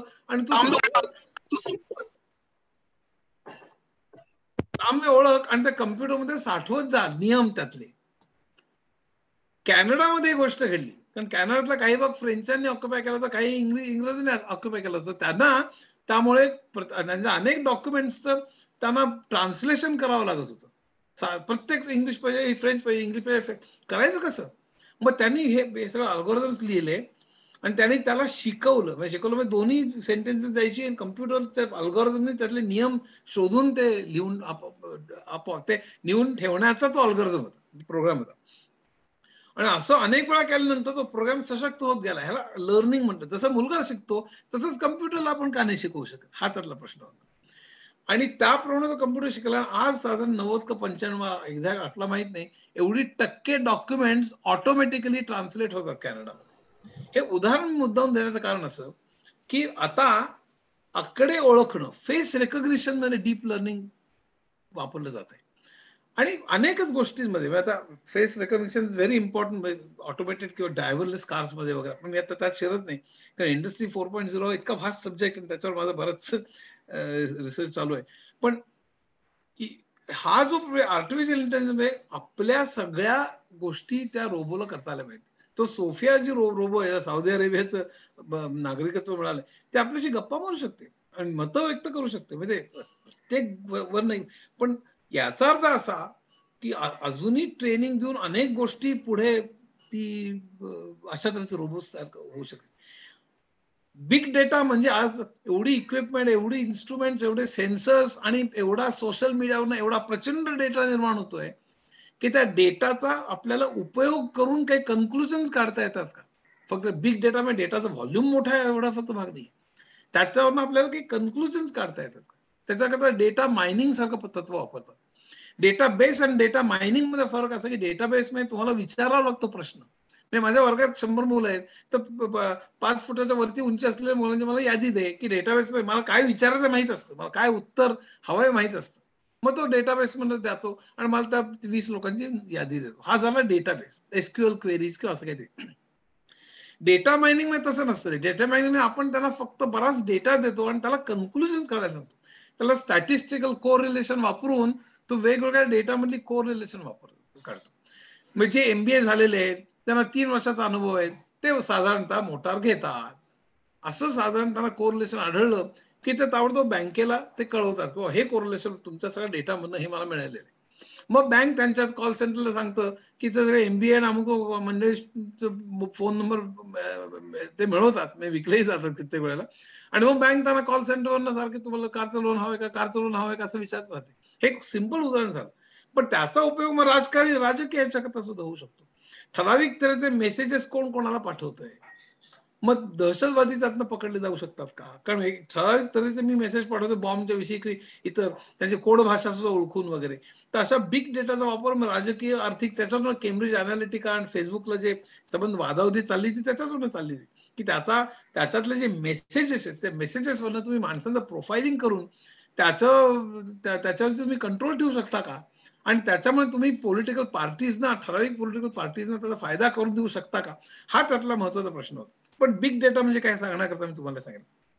AI तसंच बिग डेटा आणि तसंच IoT me internet of things म्हणजे रेफ्रिजरेटर, मायक्रोवेव्ह पासून ते सगळे सेन्सर्स आपल्या, आणि उद्यात आपल्या शरीरावरती हजारो शेकडो सेन्सर्स असतील.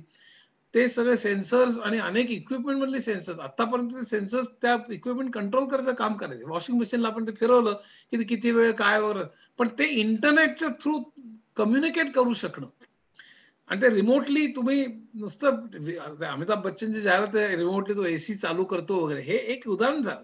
पण त्याच्यापेक्षा अनेक तऱ्हेने तुम्ही फॅक्टरीज मधले जे यंत्र चालू करू शकणं, केव्हा कशाचं मेंटेनन्स, एखादा पार्ट जर का मोटरी मधल्या असंख्य पार्ट्स समजा सेन्सर्स लावले आणि ते सेन्सर्स कुठला पार्ट आता खराब व्हायला लागलाय तर सिग्नल पाठवायला सुरू त्यांनी केलं तर आपल्याला अगोदरच कळेल की अरे आपल्याला केव्हा सर्व्हिसिंग करायला, कुठला पार्ट बदलायला पाहिजे. हे एक उदाहरण झालं. तसंच बिल्डिंगचं, तसंच रोड मग कुठला पूल हा पडण्याची शक्यता आहे. हे इतका प्रचंड IoT मुळे सगळं जग हे सेन्सर्स आणि यांनी हे होणार आहे आणि त्याच्यामुळे जो डेटा निर्माण होणार तो भयंकर मोठा आणि तो इंटरनेटच्या थ्रू हा होणार. ते इतका व्हॉल्यूम वाढेल की त्याकरता तुम्हाला कम्युनिकेशनचा 4G 5G टेक्नॉलॉजी लागेल. ही चीनमध्ये हुआवे करते आणि अमेरिकेचं काही करतात, भारताचं जिओ करण्याचा प्रयत्न करते. पण मुख्य म्हणजे या सगळ्याचं कॉम्बिनेशन म्हणजे इंडस्ट्री 4.0. आता याच्या पुढचे प्रश्न काय, हे जर का आलं पुढच्या 20-1 वर्षात तर काय होईल मग? तर वर्ल्ड बँकेच्या इतर काही एस्टिमेट प्रमाणे 67% बेकारी वाढेल. म्हणजे 67% लोकांना काम नसेल. मला स्वतःला तसं वाटत नाही इतकं मोठं होईल म्हणून, पण कित्येक लोकांना काही लोकांच्या कामाचं स्वरूप बदलेल. तसं प्रत्येक वेळेला तुम्हाला सहज म्हणून सांगतो, रिफ्टकिन नावाचा मनुष्य होता, जेरेमी रिफ्टकिन. त्यांनी एंड ऑफ वर्क माझं पुस्तक लिहिलं होतं 1997 साली. ते वाचून मी भाळून गेलो होतो. त्यांनी सांगितलं होतं ही जी यंत्र येत आहेत आणि त्यावेळी कम्प्युटरायझेशन वाढत होतं, यंत्र येत आहेत त्यामुळे सगळी बेकारी भयंकर वाढेल आणि बेकारांचे तांडेचे तांडे सगळीकडे फिरत असतील असं त्यांनी सांगितलं त्यावेळेला. आणि मी त्यावेळी भाषण द्यायचं. त्याचबरोबर दुसरं एक पुस्तक होतं वर्क प्लेस 2000 म्हणून, ते सबंध वर्क प्लेस टेक्नॉलॉजीमुळे म्हणून. आणि त्यावेळेला पण नंतर बेकारी त्या प्रमाणात वाढली नाही. वाढली माझ्या मते ती वेगळ्या तऱ्हेच्या चुकीच्या विकास नीतीमुळे वाढली, पण केवळ ऑटोमेशनमुळे केवळ कम्प्युटरायझेशन वाढली नाही. लोकांचे कामाचं स्वरूप बदललं. पूर्वी टायपिस्ट होते ते वर्ड प्रोसेसिंग ऑपरेटर्स झाले. पूर्वी टेलर क्लार्क्स होते बँकेमध्ये, आता त्याची ATM मुळे त्यांची गरज राहिली नाही, ते वेगळं काहीतरी स्किल शिकले. पूर्वी कॅड कॅम ऑपरेटर्स होते ते आता पूर्वी ड्राफ्ट्समॅन होते ते आता कॅड कॅम ऑपरेटर्स झाले. असं सगळं कामाचं स्वरूप बदललं आणि ते इतक्या फास्ट बदललं म्हणजे एका सोशॉलॉजिस्टने सांगितलं ते आपल्या आयुष्यामध्ये 6 वेळा बदलले. त्यामुळे पुढच्या पिढीत जे कोण बघताय आता विद्यार्थी त्यांना मला सांगायचंय की अतिशय फास्ट तऱ्हेने टेक्नॉलॉजीमध्ये बदल होत आहेत. त्यामुळे अनलर्न आणि लर्न एवढ्या वेळा करावं लागणार आहे की त्याचे मानसिक परिणाम किती होतील हा आणखीन एक प्रश्न आहे आपल्याला सोडवायचा. पण 67% त्यामुळे नष्ट होत असं वाटत नाही, तर 10-20% लोकांचं कामाचं स्वरूप बदलेल, पण खूप मोठ्या प्रमाणावर बेकारी तरी सुद्धा निर्माण होईल असं मला स्वतःला वाटतं. मग त्याचं काय करायचं?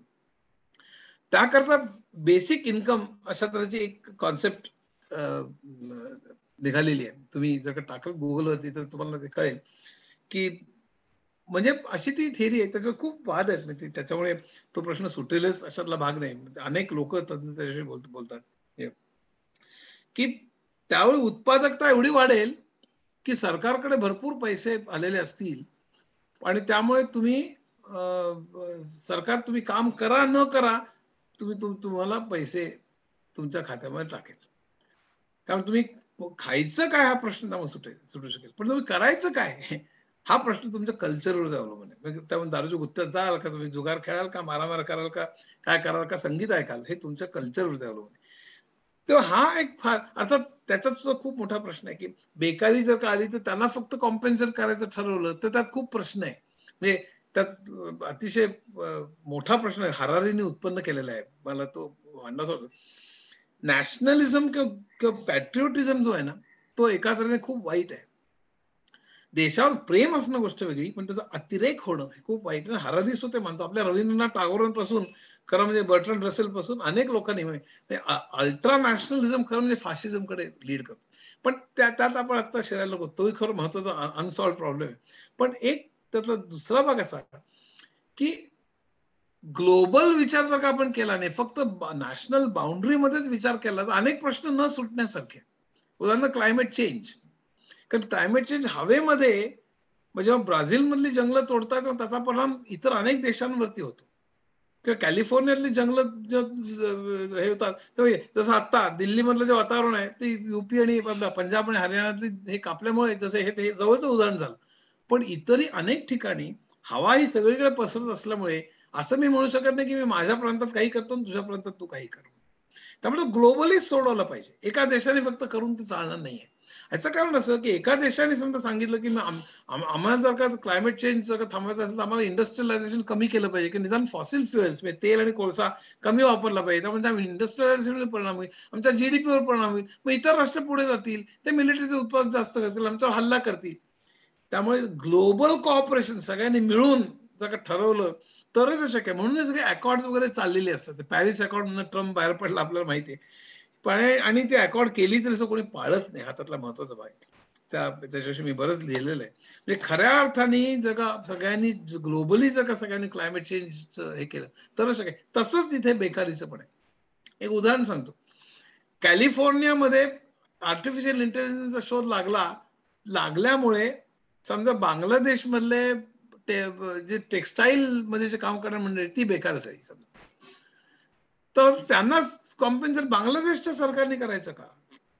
तर बांगलादेश सरकारमध्ये तोटा माझा झालेला आहे इथे. खरं म्हणजे माझं त्याचं उत्पन्न गेलेलं आहे, एक तर माझं राष्ट्रीय उत्पन्न गेलेलं आहे आणि पुन्हा मला त्यांना कॉम्पेन्सेट करावं लागणार आहे. त्यामुळे आपल्याला खऱ्या अर्थाने हे जे सोडवायचे असतील तर आपल्याला ग्लोबल व्ह्यू घेण्याची गरज आहे असं हारारी म्हणतो. आणि मला असं वाटतं ते फार त्याची गरज आहे. हा न सुटलेला प्रश्न आहे की एकंदर आपल्याला जे प्रश्न पडतायत ते फक्त नॅशनल लेवलवरती सोडवण्याचा प्रयत्न केला आपण तर ते बरेचसे प्रश्न न सुटणार. आणि आणखीन एक्स्ट्रीम बरेच प्रश्न आहेत. उदाहरणार्थ रोबोज उद्या प्रचंड ताकदवान झाले, माणसापेक्षा जास्त जर का क्षमतेचे झाले तर काय होईल? उद्या रोबोज मध्ये वॉर जर का निर्माण झालं तर उद्याची युद्ध रोबोज मध्येच होतील. जसे ड्रोन्स आहेत तसे रोबोज, माझे रोबो तुझ्या रोबोपेक्षा जास्त सशक्त आहेत का? कारण माणसं कोण मारणार? त्या उद्याची युद्ध कशी होतील हा सुद्धा एक अतिशय विचित्र प्रश्न आहे. हे नुसतं सांगत नाही, हे ऍक्च्युअली न सुटलेले पण आता ज्याच्यावर विचार करायला पाहिजे असे प्रश्न. आता मानसशास्त्रामधले प्रश्न काय? आता मी सांगितलं तंत्रज्ञानाचा. मानसशास्त्रामधले प्रश्न काय? आपल्याला फक्त 90 ते 95% मेंदू कसा काम करतो हे कळलेलं आहे. हे लक्षात ठेवा. अजून आपल्याला स्वप्न का पडतात माहित नाही. 1900 साली फ्रॉइडने इंटरप्रिटेशन ऑफ ड्रीम्स लिहिलं आणि पहिल्यांदा स्वप्नाच्या विषयी विचार केला. खरं म्हणजे मेंदू हा महत्वाचा आहे हेच कळायला लोकांना खूप वर्ष लागली, अनेक शतकं लागली. तो लोक हृदयच मोठं मानायचं. ते मी आता स्टोरीज सांगत बसत नाही, म्हणजे बऱ्याच ठिकाणी मी वर्णन केलेलं आहे. पण मुख्य म्हणजे मेंदू हा महत्वाचा आहे हे आपल्याला कळायला खूप हे लागला. पण त्यामध्ये एव्होल्युशनरी बायोलॉजी आणि एव्होल्युशनरी सायकोलॉजी असे दोन फार इंटरेस्टिंग थिअरीज आहेत. म्हणजे एव्होल्युशनरी बायोलॉजी आपले अवयव एव्होल्युशन कसे तयार झाले, हात पाय डोळे केस सगळं प्रत्येक प्राण्यांमधनं हळूहळू बदलत कसे तयार झाले. डेस्मंड मॉरिसनी अतिशय सुंदर पुस्तकं लिहिली, ह्युमन झू वगैरे 3 पुस्तकं अप्रतिम आहे, ती जरूर वाचावी. म्हणजे अत्यंत लाडकी. तसंच व्हॅन्डर वाल नावाच्या एक डच माणसाने पण लिहिलंय. तसंच ह्युमन बिहेवियर मला वाटतं असं काहीतरी एक पुस्तक आहे. ते अशी 4-5 पुस्तकं फार सुंदर आहेत. एव्होल्युशनरी सायकोलॉजी एक फार इंटरेस्टिंग प्रकार आहे. आपल्या भावना सुद्धा एव्होल्युशन मध्ये तयार झाल्या. आपल्याला भीती वाटते ह्याचं कारण आपल्या एव्होल्युशन मगाशी सांगितलं तर वेगवेगळे प्राणी जे तयार होत गेले किंवा वेगळ्या तऱ्हेची माणसं तयार होत गेली. त्यातल्या कित्येक स्पीशीज मध्ये कदाचित आपले प्रत्येक भावना किंवा प्रत्येक विचार हा मेंदूतली ब्रेनची काहीतरी सर्किटरी जोडत आणि तोडत असतो. तर आपल्याला भीती वाटण्याकरता जी काही मेंदूतली सर्किटरी तयारच झालेली नसेल तर पूर्वीच्या काही स्पीशीज मध्ये भीतीच नसेल. मग ती माणसं दरीवरनं एकदम खाली पडतील की सिंहाच्या एकदम जबड्यात जातील, त्यांना भीतीच माहित नाही, तर ते नष्ट होतील. ज्यांच्या ह्याच्यात ती सर्किटरी तयार झाली इव्होल्युशनच्या प्रोसेसमध्ये ते त्यांनी स्वतःला सावरलं आणि ती मग ते पुढे गेले. म्हणून खरं आपल्यात भीती तयार झाली. म्हणजे भीती चांगली, कारण भीती आपल्याला संकटापासून वाचवते. पण त्याचा अतिरेक झाला की फोबिया नावाचा एक विकार तयार होतो. त्यामुळे एक लक्षात आपल्याला ठेवलं पाहिजे, हे सगळं म्हणजे आपल्याला जर इव्हन फिजिकल याच्यात आपल्याला जे दुखतं ह्याच्याकडे आपण त्याच्यावर उपचार करू शकतो म्हणून दुखतं, नाहीतर त्याच्यावर जंतूचा मारा होईल आपण मरू लगेच त्यामुळे. त्यामुळे दुखल्यामुळे आपल्याला काय भयंकर वाईट असं वाटतं. दुखणं हे चांगलं आहे, कारण दुखल्यामुळे आपल्याला ते कळतं की काहीतरी झालंय म्हणून. तसंच इथे भीती चांगली, पण त्याचा अतिरेक झाला तर तो माणूस मरतो. तशा आपल्या भावना म्हणजे प्रेम सुद्धा, जेलसी, या सगळ्या भावना एव्होल्युशन मध्ये कशा निर्माण झाल्या, माणसाच्या कुठल्या टप्प्यावर निर्माण झाला, ह्याला एव्होल्युशन सायकोलॉजी असे फॅसिनेटिंग सब्जेक्ट आहे. आता सायकोलॉजीमध्ये साधारण 3 स्कूल्स आहेत. म्हणजे ती तशी स्कूल्स बरीच आहे, ह्युमनिस्टिक आहे, फंक्शनल सायकोलॉजी आहे, बरीच आहेत. पण 3 मेन आता थेरपीच्या दृष्टीने मी फ्रॉइडियन जे सायको अनालिसिस वर भर देतात, तुमचं चाइल्डहुड मध्ये काय झालं, तुमचे रिप्रेशन झालं का, असं सगळं ते काढतात. दुसरं बिहेव्हिअरल मॉडेल आहे, त्यामध्ये मन एक मेकॅनिकल आहे, असं जर इनपुट दिलं की आउटपुट असं येईल, अशा प्राण्यासारखंच ते बिहेव्हिअरल थेरपी काम करते, रिवॉर्ड अँड पनिशमेंट वगैरे असं. तिसरी कॉग्निटिव्ह, की फक्त मेकॅनिकल नाहीये, तर मेंदू म्हणजे आपण स्वतःचे विचार त्याच्यावर काम करू शकतात. आपण आपल्या विचाराने आपल्या भावना कंट्रोल करू शकतो. हे कॉग्निटिव्ह थेरपीमध्ये, सीबीटी मध्ये, आरईबीटी मध्ये बरोबर. पण मेनली अशा 3 या थेरीज सायकोलॉजीमध्ये. त्याच्यातली अजूनही न सुटलेले प्रश्न म्हणजे की आता या क्षणाला 25% लोकांना डिप्रेशन असेल 20 ते 25 सालापर्यंत, असं आता वर्ल्ड हेल्थ ऑर्गनायझेशन सांगितलेलं आहे. त्या डिप्रेशनची कारण ही खरं म्हणजे आपल्या अर्थ आणि समाज व्यवस्थेत आहे. प्रचंड स्पर्धा, प्रचंड चंगळवाद, सारखं थिंक बिग आणि सारखं थिंक हाय, आणि हाऊ टू बी सीईओ, 2 मिनिटात मित्र, 4 मिनिटात अमुक, 5 मिनिटात श्रीमंत, 6 मिनिटात गुंतवणूक, आणि सारखं ट्रेडमिलवर असल्यासारखं आपल्याला सगळ्यांना टाकलेलं आहे या आपल्या समोर जे सगळे आदर्श टीव्हीवरती सगळे दिसतात, ते मोठे पॉलिटिशियन, मोठे क्रिकेटपटू, मोठे नटनट्या किंवा मोठे उद्योगपती, श्रीमंत, यांचेच इंटरव्ह्यू बघतो आपण. आपण किती वेळा इंटरव्ह्यूज बघतो गणितज्ञांचे, किती वेळा इंटरव्ह्यूज बघतो खऱ्या आर्टिस्टचे, किती वेळा आर्किटेक्टचे बघतो, किती वेळा शास्त्रज्ञांचे इंटरव्ह्यूज बघतो. बघतच नाही आपण त्यांचे, की ते आदर्शच नाही ठेवलेले, फक्त पैसा आणि प्रसिद्धी आणि ह्याच्या मागे धावा, आणि ते चांगलं आहे हे आपल्याला शिकवलं जातं या समाजामध्ये. या संबंध आपल्या समोरचा आदर्श, आणि त्यामुळे प्रचंड डिप्रेशन, सातत्याने आपण दुसऱ्याची तुलना करतो. एरिक फ्रॉम नेहमी म्हणायचा की इन्फिनिटी कॉम्प्लेक्स म्हणजे मला अमुक गोष्ट येत नाही असं नाहीये. इन्फिनिटी कॉम्प्लेक्स म्हणजे मला असं वाटतंय की इतरांना असं वाटतंय की मला अमुक गोष्ट येत नाही, मी इतरांना माझ्याविषयी काय वाटतंय सगळ्यात महत्वाचं. सब लोक कोलगेट इस्तेमाल करते हैं, तर तुम्ही सातत्याने तुलना करायला जाता इतरांची. माझ्याकडे 2 BHK, दुसऱ्याकडे 3 BHK, मी हे आहे तो आहे, हे तुलनेतनं जे डिप्रेशन येत आहे. आणि सगळ्यांना टॉपला काही जाता येत नाही, सगळ्यांना थिंक बिग वगैरे काही जमत नाही, हाऊ टू बी सीईओ जमत नाही. मग उरलेला 80-90% नुसते मग काही दारू पितात, काही अमुक होतात, काही डिप्रेशन जातात, काही म्हणजे याचा तर सगळेजण असं करतात असं नाही. पण हे वाढण्याचं कारण ही समाज व्यवस्था आहे, हे सायकोलॉजी जो पण मान्य करणे, जे एरिक फ्रॉमने अतिशय चांगलं सांगितलंय. पण आत्ताचे जे सायकायट्रिस्ट आणि सायकोलॉजिस्ट आहेत, तर मला नेहमी एक हे त्यांच्यावर टीका म्हणत नाही मी, पण सजेस्ट करेन त्यांना, हे समाज व्यवस्थेच्या विषयी ते बोलत नाही. ते तुम्ही पॉझिटिव्ह विचार करा, तुम्ही हे गाणं ऐका किंवा ही गोळी घ्या, असं म्हणणं गोष्ट वेगळी, ते करावं नाही असं नाही, पण मुळाकडे जात नाही असं मला वाटतं. हा फार महत्वाचा प्रश्न सायकोलॉजीमध्ये आहे. आणि शिवाय ब्रेनचं जे आपल्याला 90% कळलेलं नाही अजूनही, ते शोधणं हे अतिशय महत्वाचं आहे. राजकारणामध्ये मी आता थोडक्यात संपवणार, एक 10 मिनिटं 15 मिनिटात संपवणार आहे मी. तशी खरं म्हणजे मला सायन्स मधलं ब्लॅक मॅटर डिटेल मध्ये सांगायचं होतं, पण त्याला 2 तास लागतील. आता मी राजकारणामधले काय प्रश्न आहेत हे तुम्हाला, काय प्रश्न आपल्याला पडतात. आता लोकशाही, जिथे लोकांना 20-30% लोकांना खायला मिळत नाही, जिथे 30% लोक भारतासारख्या देशात हे अशिक्षित आहेत, पुढचे 40-50% कशात नाही शिक्षित, आपल्याला माहिती आहे.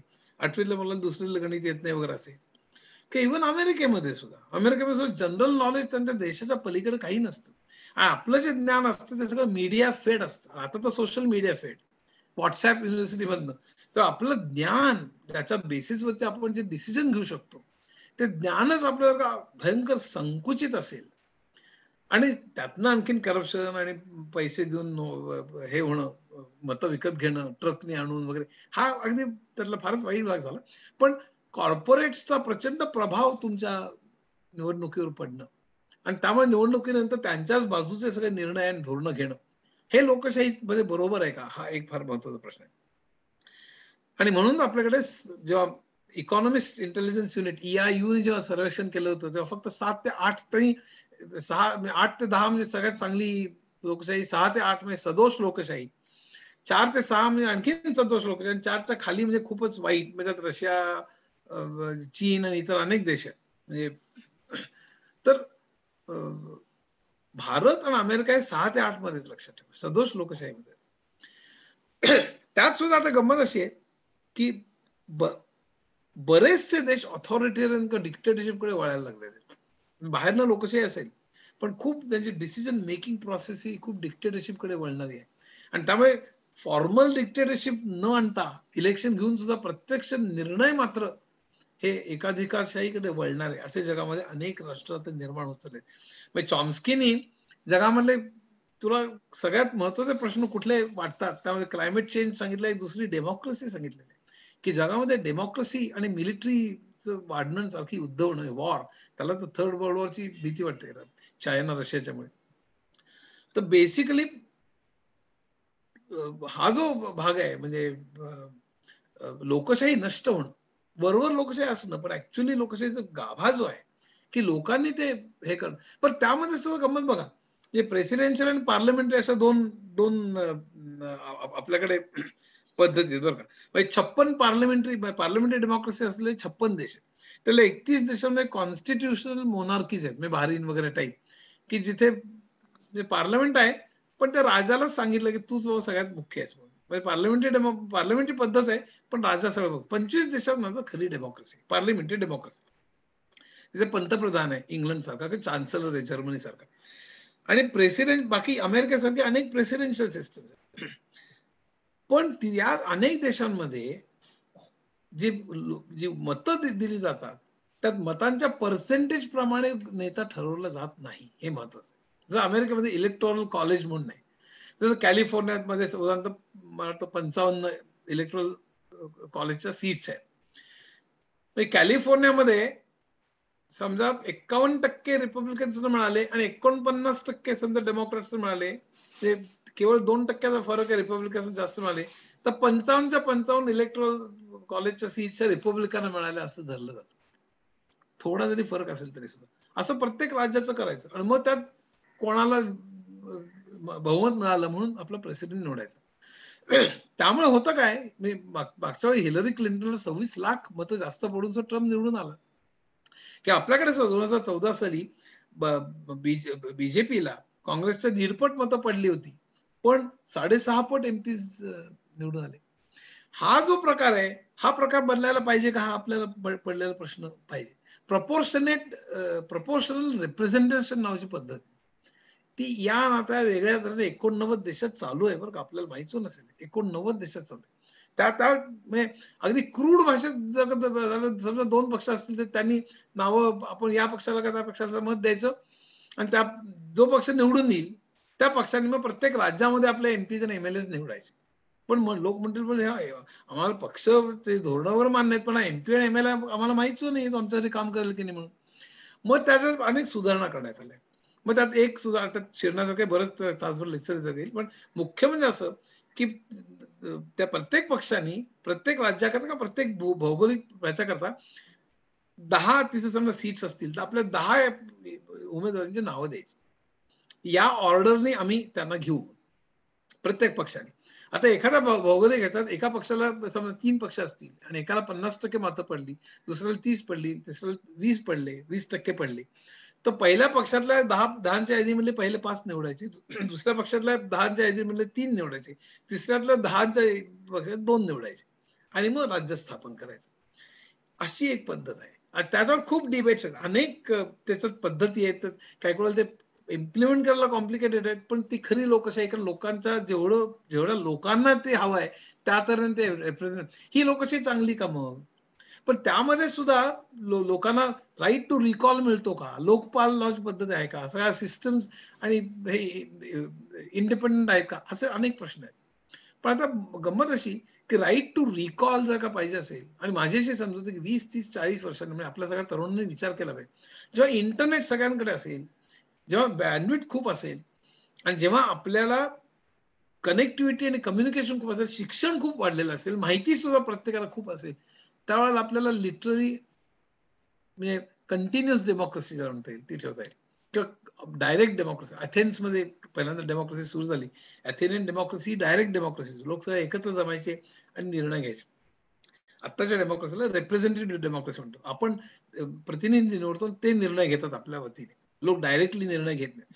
आता उद्याच्या जगामध्ये समजा आपल्याला एखादा प्रतिनिधी आवडला नाही तर काही ठराविक काळाने 6 महिन्यांनी अगदी कंटिन्युअस नसलं तरी 6 महिन्यांनी वर्षांनी काही ठराविक काळात सगळ्यांनी म्हणून एका पर्टिक्युलर वेळेला मत द्यायचं की हा नकोय दुसरा हवाय आणि आपल्याला ऍक्च्युअली तो बदलता येणं कारण सगळा प्रचार विचार इंटरनेटवरतीच होईल. प्रत्यक्ष तुम्ही जाऊन झेंडे ट्रक फिरतायत गाड्या फिरतायत असं करण्याची काही भयंकर गरजच नाही. आणि हे जर का होऊ शकलं तर राईट टू रिकॉल आणि बदल आपल्याला उद्याच्या जगात आपण करू शकू का? म्हणजे एकंदर लोकशाहीचं स्वरूप काय आणि खरी लोकशाही आपल्याला हवी असेल तर ती कशी असली पाहिजे? कारण कम्युनिस्ट मॉडेल्स आपल्याला बरोबर वाटत नाही. निओ लिबरल प्रचंड विषमतेचं आत्ताच जे मॉडेल अमेरिकेत भारतात आहे हे अजिबात पोषक नाही लोकशाहीला अर्थातच. कारण प्रचंड विषमता, कॉर्पोरेट कंट्रोल, त्यात गरिबी, बेकारी आणि अशिक्षितता भारतात तर आता सगळं खूप आहे. त्यामुळे आपल्याला मग हा प्रश्न असा आहे की पुढे आपल्याला काय करता येईल. गणित हा जर का विषय घेतला तर त्याच्यामध्ये अनेक अनसॉल्व प्रॉब्लेम्स आहेत. मी आता त्यात फार शिरत नाही पण गणित आणि विज्ञान ह्यातला जो काही संबंध आहे त्याच्याशी खूप चर्चा आहे आणि मला फार एक इंटरेस्ट वाटणारा विषय आहे गणित आणि विज्ञान.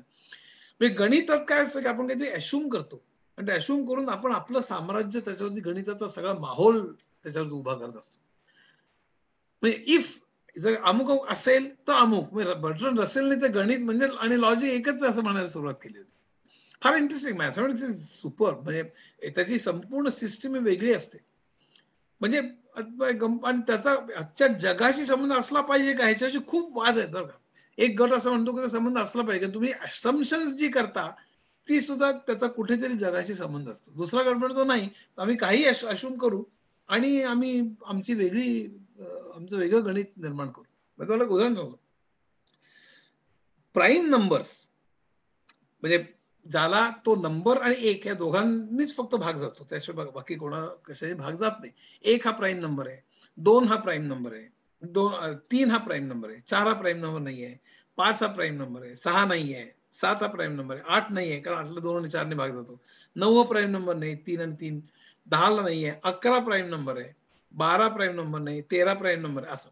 तर हे प्राईम नंबर्सचं डिस्ट्रीब्युशन कसं आहे म्हणजे काय कळतो एक एक दोन दोन वाढतात काय कळ एकदम मोठं त्याचा मधला काही संबंध आहे का? तर रिमान हायपोथेसिस नावाचं एक गणितज्ञ कंजेक्चर आणि हायपोथेसिस मध्ये फरक करतात. कंजेक्चर म्हणजे मला असं वाटतंय हे बरोबर असेल म्हणून आणि हायपोथेसिस म्हणजे त्याच्यापेक्षा जास्त ऍडव्हान्स असं आहे पण बेसिकली त्याला रिमान हायपोथेसिस म्हणतात. ते सिद्ध झालेलं नव्हतं आतापर्यंत. 2 वर्षापूर्वी ते सिद्ध झालंय असं एकाचा दावा आहे आणि अजून तपासणी चालू आहे. मला माहित नाही तपासणी पूर्ण झाली की नाही पण त्या संबंध प्राईम नंबर्सचं डिस्ट्रीब्युशन कसं असेल आणि त्या प्राईम नंबर्सच्या विषयी रिमान हायपोथेसिस होतं. आता रिमान हा फार पूर्वी होऊन गेला. त्याला त्यावेळी कल्पनाही नव्हती की या प्राईम नंबर्सचा उपयोग काय होईल. प्राईम नंबर्स खूप लोकांनी काम केलं. आम्हाला प्राईम नंबर्स फॅन्टॅस्टिक विषय आहे. म्हणजे त्याच्यावरती पुस्तक आहेत माझ्याकडे 4 तरी पुस्तक आहेत फक्त प्राईम नंबरवर. आणि आता कम्प्युटर सिक्युरिटी जी आहे कम्प्युटरमध्ये म्हणजे आमच्याकडे आम्ही सिक्युरिटी एक पुस्तक आमचं आहे. तर कम्प्युटर सिक्युरिटी जी आहे आपण जो मेसेज पाठवतो त्यामध्ये ते एन्क्रिप्शनचे अल्गोरिदम जे असतात ते या प्राईम नंबर्सवरती अवलंबून असतात. तर जेव्हा रिमानने जे काढलं तेव्हा माहितीच नव्हतं आपल्याला त्याचा उपयोग असा होईल म्हणून. तर मॅथमॅटिक्सचा उपयोग नंतर या जगामध्ये फार झालेला आहे. अतिशय सुंदर झाले. तुम्हाला उदाहरण 4 डिमेन्शनल जॉमेट्रीचं सांगतो. 3 डिमेन्शनल जॉमेट्री युक्लिड पासून आपल्याला माहिती आहे त्रिकोणाच्या 3 कोणाची बेरीज 180 अंश अमुक तमुक सगळं 2 समांतर रेषा कधी मिळत नाही. पण 4 डिमेन्शनल जॉमेट्री जर का आपण कल्पिली आणि ती बोलिया लोबॅचेव्स्की बरं आणि त्याच्या अगोदर खरं गाऊस बॉस होता म्हणजे ऍब्सोल्युटली ग्रेटेस्ट मॅथमॅटिशियन म्हणता येईल त्याला. गाऊसने खरं आणि तो फिजिक्स मध्ये सगळ्याच ठिकाणी वावरला. पण गाऊसने पहिल्यांदा 4 डिमेन्शनल जॉमेट्री मांडली नंतर बोलिया आणि लोबॅचेव्स्कीने मांडली आणि नंतर रिमाननी पुन्हा रिमान हे फॅन्टॅस्टिक मॅथमॅटिशियन होता. रिमाननी n डिमेन्शनल जॉमेट्री तयार केली. म्हणजे लिटरली तुम्ही n मध्ये 5 घाला 7 घाला 11 घाला वाटेल ते घाला. आज आपण 3 डिमेन्शनल मध्ये वावरतो पण ते 11 डिमेन्शनल जॉमेट्री कशी असेल 15 डिमेन्शनल जॉमेट्री कशी असेल हा जो सगळा प्रकार आहे तर ती त्यांनी तयार करून त्याची इक्वेशन्स मांडली. त्यावेळी तो आपला भन्नाट त्याच्यामध्ये मशगूल होता. त्याचा काय फायदा माहित नव्हता. पण जेव्हा बिग बँग झालं बिग बँग मध्ये आता मी आता शिरत नाही, इनफॅक्ट आज पूर्ण बिग बँग आणि त्यावरचं डार्क मॅटर सगळं मला कव्हर करायचं होतं, पण सगळं राहूनच गेलं. त्यालाच आता तास लागतील. पण जेव्हा बिग बँग 1400 कोटी वर्षापूर्वी झालं, आत्ताच्या शास्त्रज्ञांना सगळ्यात मोठा प्रश्न भेडसावणार असा की त्यानंतर पहिल्या काही काळात काय झालं असलं पाहिजे. ॲलन गुथ नावाच्या माणसाने इन्फ्लेशनची थिअरी मांडली की एकदम ते इन्फ्लेट झालं असलं पाहिजे, नंतर मग ते स्मूथली वाढत गेलं असलं पाहिजे. कारण हे सगळं वाढत चाललेलं आहे, हे विश्व हे प्रसरण पावत चाललेलं आहे एका ठराविक तऱ्हेने. आणि ते इन्फ्लेशन कसं, इनफॅक्ट अनेक लोकांची पुस्तक आहे, फर्स्ट 3 मिनिट्स नावाचं अतिशय प्रसिद्ध त्याच्यावरचं पुस्तक आहे. आणि त्या वेळी जेव्हा विश्व बिग बँग पहिल्या काही ह्याच्यामध्ये 11 डायमेन्शन होती म्हणे, ती नंतर कोलॅप्स होऊन 4 डायमेन्शन झाली. 3 आपल्याला दिसतात, 3 चौथं म्हणजे टाइमचं. अशी एक थिअरी आहे. स्ट्रिंग थिअरी जी आहे, जी मगाशी सांगितलं तसं की एक अणू जर घेतला, अणूच्या केंद्रकामध्ये प्रोटॉन न्यूट्रॉन असतात, इलेक्ट्रॉन फिरत असतात. पण प्रोटॉन न्यूट्रॉन आणखीन जर का आपण आत खोलवर गेलं आणि ते पार्टिकल ऍक्सिलरेटर मध्ये, CERN मध्ये, स्वित्झर्लंड फ्रान्सच्या मध्ये, तर त्या पार्टिकल ऍक्सिलरेटर मध्ये ते कण असे एकमेकांना आदळतात आणि ते फुटले की ते शोधतात की आता हे फुटलेले जे कण आहेत त्याचे गुणधर्म काय, म्हणजे त्याचा स्पिन काय, त्याचा चार्ज काय, मास काय, असे वेगवेगळे गुणधर्म होतात. ते वेगळं आढळलं तर वेगळं पार्टिकल मिळालं असं म्हणतात. आतापर्यंत 200 अशी पार्टिकल सापडलेले. तर अशा तऱ्हेचे जे सगळे पार्टिकल गोळा करून शेवटी अणू कशाने बनलेला आहे हे बघण्याचा प्रयत्न, त्याला शेवटी आढळलं की क्वार्क्स दिसत नाही पाहिजे. क्वार्क्स 1960 साली कल्पना निघाली, पण क्वार्क्स आणि लेप्टॉन्स म्हणजे इलेक्ट्रॉन्स येतात, यांनी हे सगळं बनलेलं आहे असं त्यांच्या लक्षात आलं. आणि ते पुन्हा कशाने बनले तर स्ट्रिंग्सनी बनले. एक दोरी समजा बांधली आपण आणि ते हलवली तर काहीतरी त्याची एक मोशन तयार झाली. पण ही जर का 11 डायमेन्शन मध्ये स्ट्रिंग इमॅजिन केली, त्याची इक्वेशन मांडली, तर म्हणे, हे मला पूर्ण कळलेलं नाहीये, पण स्ट्रिंग थेअरी म्हणे की त्याच्यावरनं अमुक तऱ्हेने ती हल्ली तर अमुक पार्टिकल, अमुक तऱ्हेने हल्ली तर अमुक पार्टिकल, अमुक हल्ली तर अमुक, त्यामुळे जगातली सगळी पार्टिकल तर स्ट्रिंगच्या वेगवेगळ्या अवस्थांमधनं मांडता येतात. हा त्यातला भाग आहे. ही स्ट्रिंग थेअरीचा मूळ ह्याच्यात आहे की स्ट्रिंगच्या इक्वेशन्स वरून आपल्याला सगळे पार्टिकल्स डिराईव्ह करता येतात.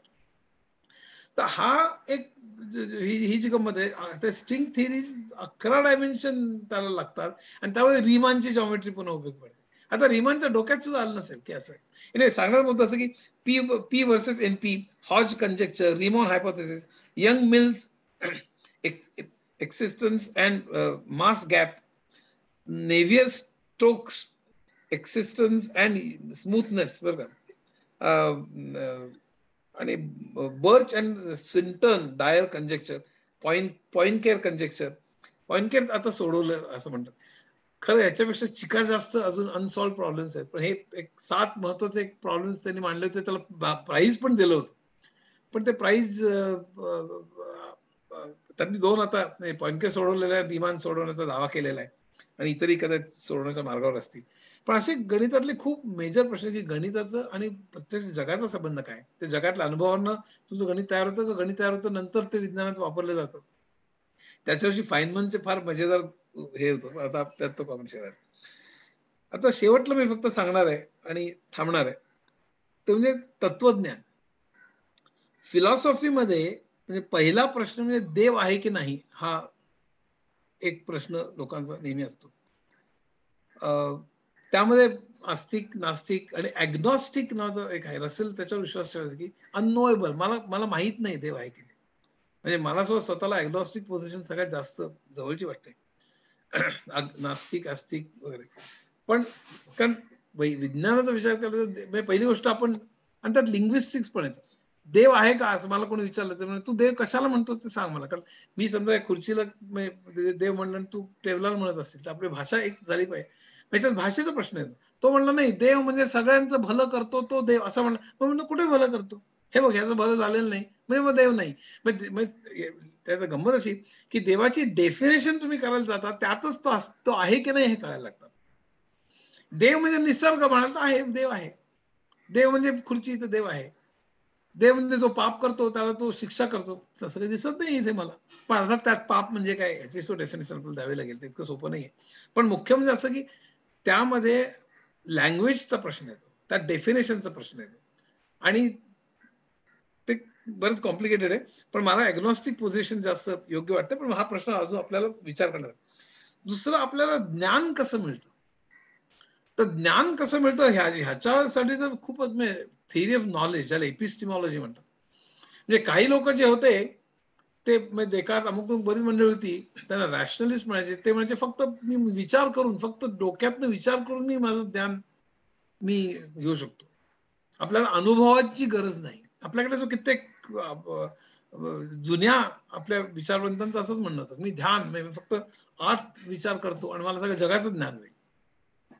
दुसरं स्कूल असं होतं, ते म्हणायचे की फक्त मी एक्सपेरिमेंट, मी ऑब्झर्वेशन करून मी ज्ञान मिळवतो. त्यांना एम्पिरिसिस्ट म्हणायचे. आणि इमॅन्युअल कॅन्टनी या दोघांमध्ये वेगळी थिअरी मांडली. त्यांनी theory of pure reason, critic of pure reason पुस्तक आहे.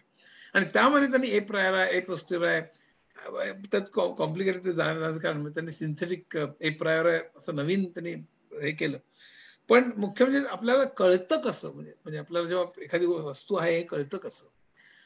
आणि मग माइंड आणि बॉडी ड्युअलिझम हा पहिल्यांदा देकार्तने सुरू केला. बरं पूर्वी अरिस्टॉटल, प्लेटो पासून होता आणि आपल्याकडे पण तो होता, माइंड बॉडी ड्युअलिझम. त्यात मग आत्मा आणि मग अशा बऱ्याच गोष्टी त्यात येतात. त्यात एक न्यूरोबायोलॉजीनी हा प्रश्न सोप्या तऱ्हेने सोडवलाय खरं म्हणजे. त्यांचं पण आपल्या मनात येणाऱ्या सगळ्या, तो थोडा मेकॅनिस्टिक व्ह्यू आहे, आपल्या मनात येणाऱ्या सगळ्या भावना आपल्याला आणि विचार हे सगळे आपल्या ब्रेन केमिस्ट्रीमुळे तयार होतात. हे एकदा कळलं की त्यानंतर माइंड बॉडी प्रॉब्लेम एका तऱ्हेने नष्ट होतो. कारण आपल्याला मन हेच मुळे एका तऱ्हेने ब्रेन मधले केमिस्ट्री आहे, असं एकदा मानलं आपण की मग माइंड बॉडी प्रॉब्लेम हा ड्युअलिटी नष्ट होईल. पण त्याच्यावरती बरीच चर्चा अजूनही चालू आहे. एक शेवटला प्रश्न मी सांगतो, तुम्ही योग्य अयोग्य म्हणजे एथिक्स मध्ये हे कसं ठरवायचं, योग्य अयोग्य हे आपण कसं ठरवायचं? कारण योग्य अयोग्य हे आपल्याला कुठला समाज चांगला समाज अध्यारूत आहे ह्याच्यावरती बेस्ट असतं. मतलब नेहमी खरंच बोलावं असं समजा आपण एक तत्व मांडलं, हे बरोबर आहे का? नेहमी खरंच बोलावं. समजा ब्रिटिशांचं राज्य आपल्यावर आणि एक स्वातंत्र्य सैनिक माझ्याकडे दार ठोठावलं त्यांनी आणि तो आतून लपून बसला. आणि तो आतून लपून बसल्यानंतर नंतर ब्रिटिश सैन्य आलं आणि त्याने विचारलं मला की अमुक मनुष्य तुमच्याकडे आलाय का? मी खरं बोलायचं का खोटं बोलायचं? तर आता या ठिकाणी नेहमीच खरं बोलावं हे जर का तत्व इंडिपेंडंट ऑफ सोशल सिस्टम जर का असेल, तर मी त्याला सांगेन की बाबा तो आलेला आहे म्हणून त्याला पकडलं जाईल आणि खऱ्या अर्थाने खरं स्वातंत्र्य जे मिळणार होतं कदाचित आणखी 2 महिने पुढे जाईल, वर्षभर पुढे जाईल कदाचित. तेव्हा कुठलंही सोशल स्ट्रक्चरच्या इंडिपेंडंट आपण त्याला व्हॅल्यू देऊ शकतो का कुठल्या याला, की नेहमीच तुम्ही खरं बोलावं ह्याला आपण व्हॅल्यू देऊ शकतो? हा प्रश्न आहे, आपण सोडवलं पाहिजे. न्याय म्हणजे काय, जस्टिस म्हणजे काय, हे सगळं आपल्याला जो एक आयडियल समाज वाटतो त्या समाजामध्ये त्याकडे पाऊल टाकणारं जे सगळं आहे ते न्याय्य आहे. आता त्यात पुन्हा एंड्स अँड मीन्सचा प्रश्न येतो की आपल्याला समजा आपण एखादं ध्येय ठरवलं तर ध्येय मिळवण्याकरता कुठलाही मार्ग मिळवला तर बरोबर आहे का? तर एंड्स अँड मीन्स, अल्डस हक्सलेनी खूप मोठी पुस्तक, एंड्स अँड मीन हेच पुस्तकाचं नाव आहे. तर हा फार मोठा वाद आहे की एंड्स मिळवण्याकरता कुठलाही मार्ग योग्य आहे का? त्याचं अतिशयच कॉम्प्लेक्स आहे. कारण तुम्ही मीन्स जसे बदलतात तसं एंड मध्ये ते अध्यारूच असतं. एंड मध्ये तुमचा एंड प्रॉडक्ट जो काही समाज निर्माण होतो तुम्ही वेगळा मीन्स वापरून, त्यामध्ये तुमचं एंड वेगळंच असतं. तेव्हा असं नसतं की एंड तेच आहे पण ते दोन वेगळे मार्ग आहेत, एकात हिंसा आहे दुसऱ्यात अहिंसा आहे. ज्याचा हिंसा आहे त्यात तुम्हाला मिळालेला प्रॉडक्ट, मिळालेला समाज वेगळा असतो. त्यामुळे ते एंड अँड मीन्सचा प्रॉब्लेम पुन्हा आणखीन कॉम्प्लेक्स होतो. पण फिलॉसॉफीमध्ये असे थिअरी ऑफ नॉलेज किंवा एथिक्स आणि लॉजिक आणि इतर अनेक प्रश्न आहेत ते आपल्याला सातत्याने भेडसावत राहिले पाहिजे. आपण किंवा देवाचं अस्तित्व किंवा माइंड बॉडी ड्युअलिटी हे सगळे असे प्रश्न आहेत. मला एक ओव्हरव्ह्यू द्यायचा होता की मला काय वाटतं की बेसिकली आपल्यामध्ये जे कुतूहल असतं ना ते मला सातत्याने जागं ठेवतं. की प्रश्न विचारणं, त्याला स्केप्टिसिझम म्हणतात. आणि IIT जेव्हा होतो तेव्हा रसेलने आमच्यामध्ये स्केप्टिसिझम निर्माण केला की प्रत्येक वेळी प्रश्न विचारा, ब्लाइंडली फॉलो करू नका. म्हणजे कॅपिटलिझम, कम्युनिझम असेल, वेलफेअर स्टेटिझम असेल, इकॉनॉमिक्स मध्ये, तसंच सायन्स मध्ये असेल, प्रत्येक गोष्ट क्वेश्चन कर, त्याच्याच वरती आपण जगत असतो. माणूस 1,00,000 वर्षापूर्वी माणूस निर्माण झाला त्यावेळी चंद्र सूर्य उगवत असतील, समुद्राची ओहोटी भरती असेल, ज्वालामुखी असेल, भूकंप असेल, इंद्रधनुष्य असेल, माणसाने का प्रश्न विचारला, त्यातून विज्ञान निर्माण झालं. ते आपल्या फायद्याकरता वळवलं, त्यातून तंत्रज्ञान, मग माणसं एकत्र राहायला लागली आणि त्यातून अर्थशास्त्र, मानसशास्त्र, समाजशास्त्र, तत्वज्ञान हे सगळं तयार झालं. आणि माणसं स्वतःला आयुष्याला मी कशाकरता जगतोय असं प्रश्न विचारायला लागली, आयुष्याचा अर्थ लावायला सुरुवात केला आणि त्यातनं संगीत, साहित्य आणि कला निर्माण झाल्या, चित्रकला वगैरे. तर मला असं वाटतं हे सगळं कसं निर्माण झालं, त्याचे शिलेदार कोण होते आणि ते प्रश्न सातत्याने विचारत राहणं हे मला खूप महत्वाचं वाटतं. ते मी शोधत गेलो, त्यातनं काही पुस्तकं निर्माण झाली. पण पुस्तक हा दुय्यम भाग आहे. पुस्तकं निर्माण होणं हा एक भाग. आपण स्वतः कुतूहल आपण जागा ठेवतो आणि त्या सगळ्याच्या शेवटी मी संपवणार 2 मिनिटात. हे सगळं जरी असलं ना, बिग बँग मग तो सगळं अगदी व्यवस्थित आहे. पण आपण जोपर्यंत जगतो ते का जगतो, हा पुन्हा प्रश्न. आयुष्याचा अर्थ जो आपण नेहमी, या आयुष्याला काय अर्थ आहे, तर मला असं वाटतं मोमेंट टू मोमेंट लिव्हिंग हा जो प्रकार आहे तो खूप महत्वाचा आहे. आणि त्यामुळे म्हणजे सार्थचं फार इंटरेस्टिंग वाक्य होतं की तुम्ही जेव्हा एखादा अन्याय होताना तुम्ही जेव्हा गप्प बसलात तर तुम्ही आडमार्गाने त्या अन्यायाला पाठिंबाच देत असता. म्हणजे थोडक्यात असं तुम्ही म्हणूच शकत नाही की नाही मला त्याच्यात काही पोझिशन घ्यायची नाही. तुम्ही पोझिशन न घेणं म्हणजे पोझिशन घेतलेली असते स्टेटस कोला पाठिंबा देण्याची. हे किती सुंदर आहे बघा. म्हणजे तुम्हाला कॉन्शियसली असं करण्याच्या ऐवजी तुम्ही कॉन्शियसली का ठरवत नाही तुमची मतं सगळ्याच बाबतीत, इकॉनॉमिक्स, सोशलॉजी बाबतीत. आणि त्यामुळे मला असं वाटतं की आपण सगळ्यांनी निदान एक कॉन्शियसली एक निर्णय केला पाहिजे. नाही तर मी तो माझ्याकरता केलेला आहे. एक म्हणजे मी समानता मानणारा मनुष्य. समानता म्हणजे प्रत्येक सारखे कपडे, सगळ्यांना सारखा पगार हे नाही. मी आत्ताच सांगितलं रशियन, चीनची मॉडेल्स मला काही मान्य. चीनमध्ये मला अनेक गुण दिसतात बरं का, जरी तो आपला शत्रू असला तरी. गुण म्हणजे त्यातला तो विषय वेगळा आहे, पण ते मला मॉडेल मान्य नाहीये. त्यामुळे मुख्य काय, मी समानता म्हणजे समान संधी द्यायला पाहिजे. स्त्री पुरुष इक्वॅलिटी. माणसं नुसती तोंड पुसले बोलतात, नुसते घरी लगेच बायकोला बढवतील अशाला भाग नाही, पण ते फायनान्शियल फ्रीडम देतात का, खऱ्या अर्थाने समानतेने वागवतात का, खऱ्या अर्थाने आदर करतात का. तर स्त्री पुरुष समानता ती प्रचंड वाईट आहे आपल्याकडे. नुसतंच बलात्कार झालं की TRP म्हणून दाखवतात, पण तुम्ही जर का आकडेवारी बघितली जॉब्स मध्ये, सॅलरी मध्ये, सगळीकडे प्रचंड असमानता आहे आपल्याकडे. जातीमध्ये मी जात मानत नाही, तर आपण खऱ्या अर्थाने जात न मानणारे आहोत का, खऱ्या अर्थाने विवेकवादी आणि विज्ञानवादी आहोत का. अंधश्रद्धा आणि कुठे टिळा लावून कुठेतरी काहीतरी दूध घाल आणि कुठेतरी असं आपण मानतो का. आपण एका बाजूला सावरकरांना मानतो आणि दुसरीकडे देवळात जातो. सावरकरांनी प्रश्न विचारला होता मनुष्याचा देव आणि विश्वाचा देव मध्ये, की एकच प्रश्न विचारा तुम्ही की ज्यांनी आग विझवली असं म्हणून तुम्ही सत्यनारायण करता, त्यावेळी प्रश्न विचारला की आग लावली होती कोणी. हा प्रश्न आपण विचारत नाही. आपण सावरकरांचे फोटो घरात लावतो आणि पुन्हा घरी सगळी पूजा अर्चा आणि सगळं अंधश्रद्धा सगळी चालू असते आपल्याला. धर्मामध्ये भेद न करणं, प्रत्येक धर्माने प्रेम करायला शिकवलेलं आहे. त्यामुळे आपण सगळ्यांनी सहिष्णुतेने वागवलं तरच आपली आर्थिक प्रगती पण होईल, सामाजिक प्रगती पण होईल. द्वेष न वाढवणं, सगळ्यांनी समानतेने राहणं, स्त्री पुरुष जात धर्म या सगळ्या बाबतीमध्ये विवेकवादाने राहणं. आणि मला असं वाटतं की अशा तऱ्हेने समाज निर्माण करण्याकरता मी पॉझिटिव्हली जागा राहीन. मला काही नाही, मला काही कर्तव्य नाही बाबा, किंवा मला ना खरं पटतंय पण आमच्या घरी ना आई वडील करतात म्हणून मीही करतोय, असं मी तरी तसं केलं नाही आयुष्यामध्ये. आणि मला असं वाटतं, मला अभिमान आहे की आपण जे पटतंय त्याला आपण जागणं हे फार महत्वाचं आहे. तरुणांनी मला आवाहन आहे मला की कुठल्याही तऱ्हेने समान संधी तरी नको का, की एकाने वीज नाही पाणी नाही म्हणून झोपडपट्टीत अभ्यास करायचा, दुसऱ्याने प्रचंड मोठ्या बंगल्यात अभ्यास करायचा, कॅलिफोर्नियात शिकायला जायचं. हा होण्यापेक्षा समान संधी तरी मिळाली पाहिजे, अशा समाजाकरता आपण झटलं पाहिजे. एवढ्यासाठी तरी आपण एक कॉन्शियसली आपण जागेवरून प्रयत्न केला पाहिजे असं मला वाटतं. मला पुन्हा स्नेहालयाचे एक धन्यवाद मानायचं. याचं कारण असं की स्नेहालय जे काम करत आहे आज ते प्रचंड ग्रेट आहे असं माझं मत आहे. मी फक्त गिरीशचा वैयक्तिक मित्र म्हणून म्हणत नाहीये, किंवा त्याची स्तुती करावी म्हणून म्हणत नाहीये. इतक्या डेडिकेशननी खरोखरच समाजातल्या तळागाळातल्या लोकांची सेवा करणं आणि त्यांना एका तऱ्हेने बऱ्याच तऱ्हेने समान संधी तोपर्यंत नेणं हे इतकं मोठं काम आहे असं मला वाटतं. म्हणजे मला त्याचं वर्णन करायकरता शब्द नाही आहेत. आणि याकरता पोपटराव पवार सुद्धा उपस्थित आहेत तिथे. मला वाटतं मला असं वाटतं की मी माझी विकास नीतीच्या विषयी मी खूपदा बोलतो. त्यांचं जे खेडं आहे त्या सगळ्या मध्ये पाण्याचं हे शेती आणि एकंदरीतच विकास नीतीच्या बाबतीमध्ये त्या खेड्यामधनं शिकण्यासारखं खूप आहे असं मला वाटतं. त्यामुळे त्या दोघांचं पुन्हा अभिनंदन.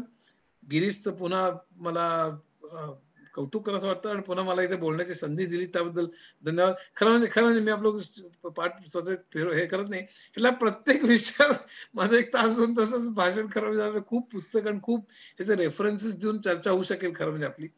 पण आता आपल्याला वेळेचं भान राखून मग मी फक्त ओव्हरव्ह्यू काय प्रश्न आहे त्याच्या का पुढले आता सायंटिस्ट पुढे काय आहेत, इकॉनॉमिस्ट पुढे काय आहेत. धन्यवाद.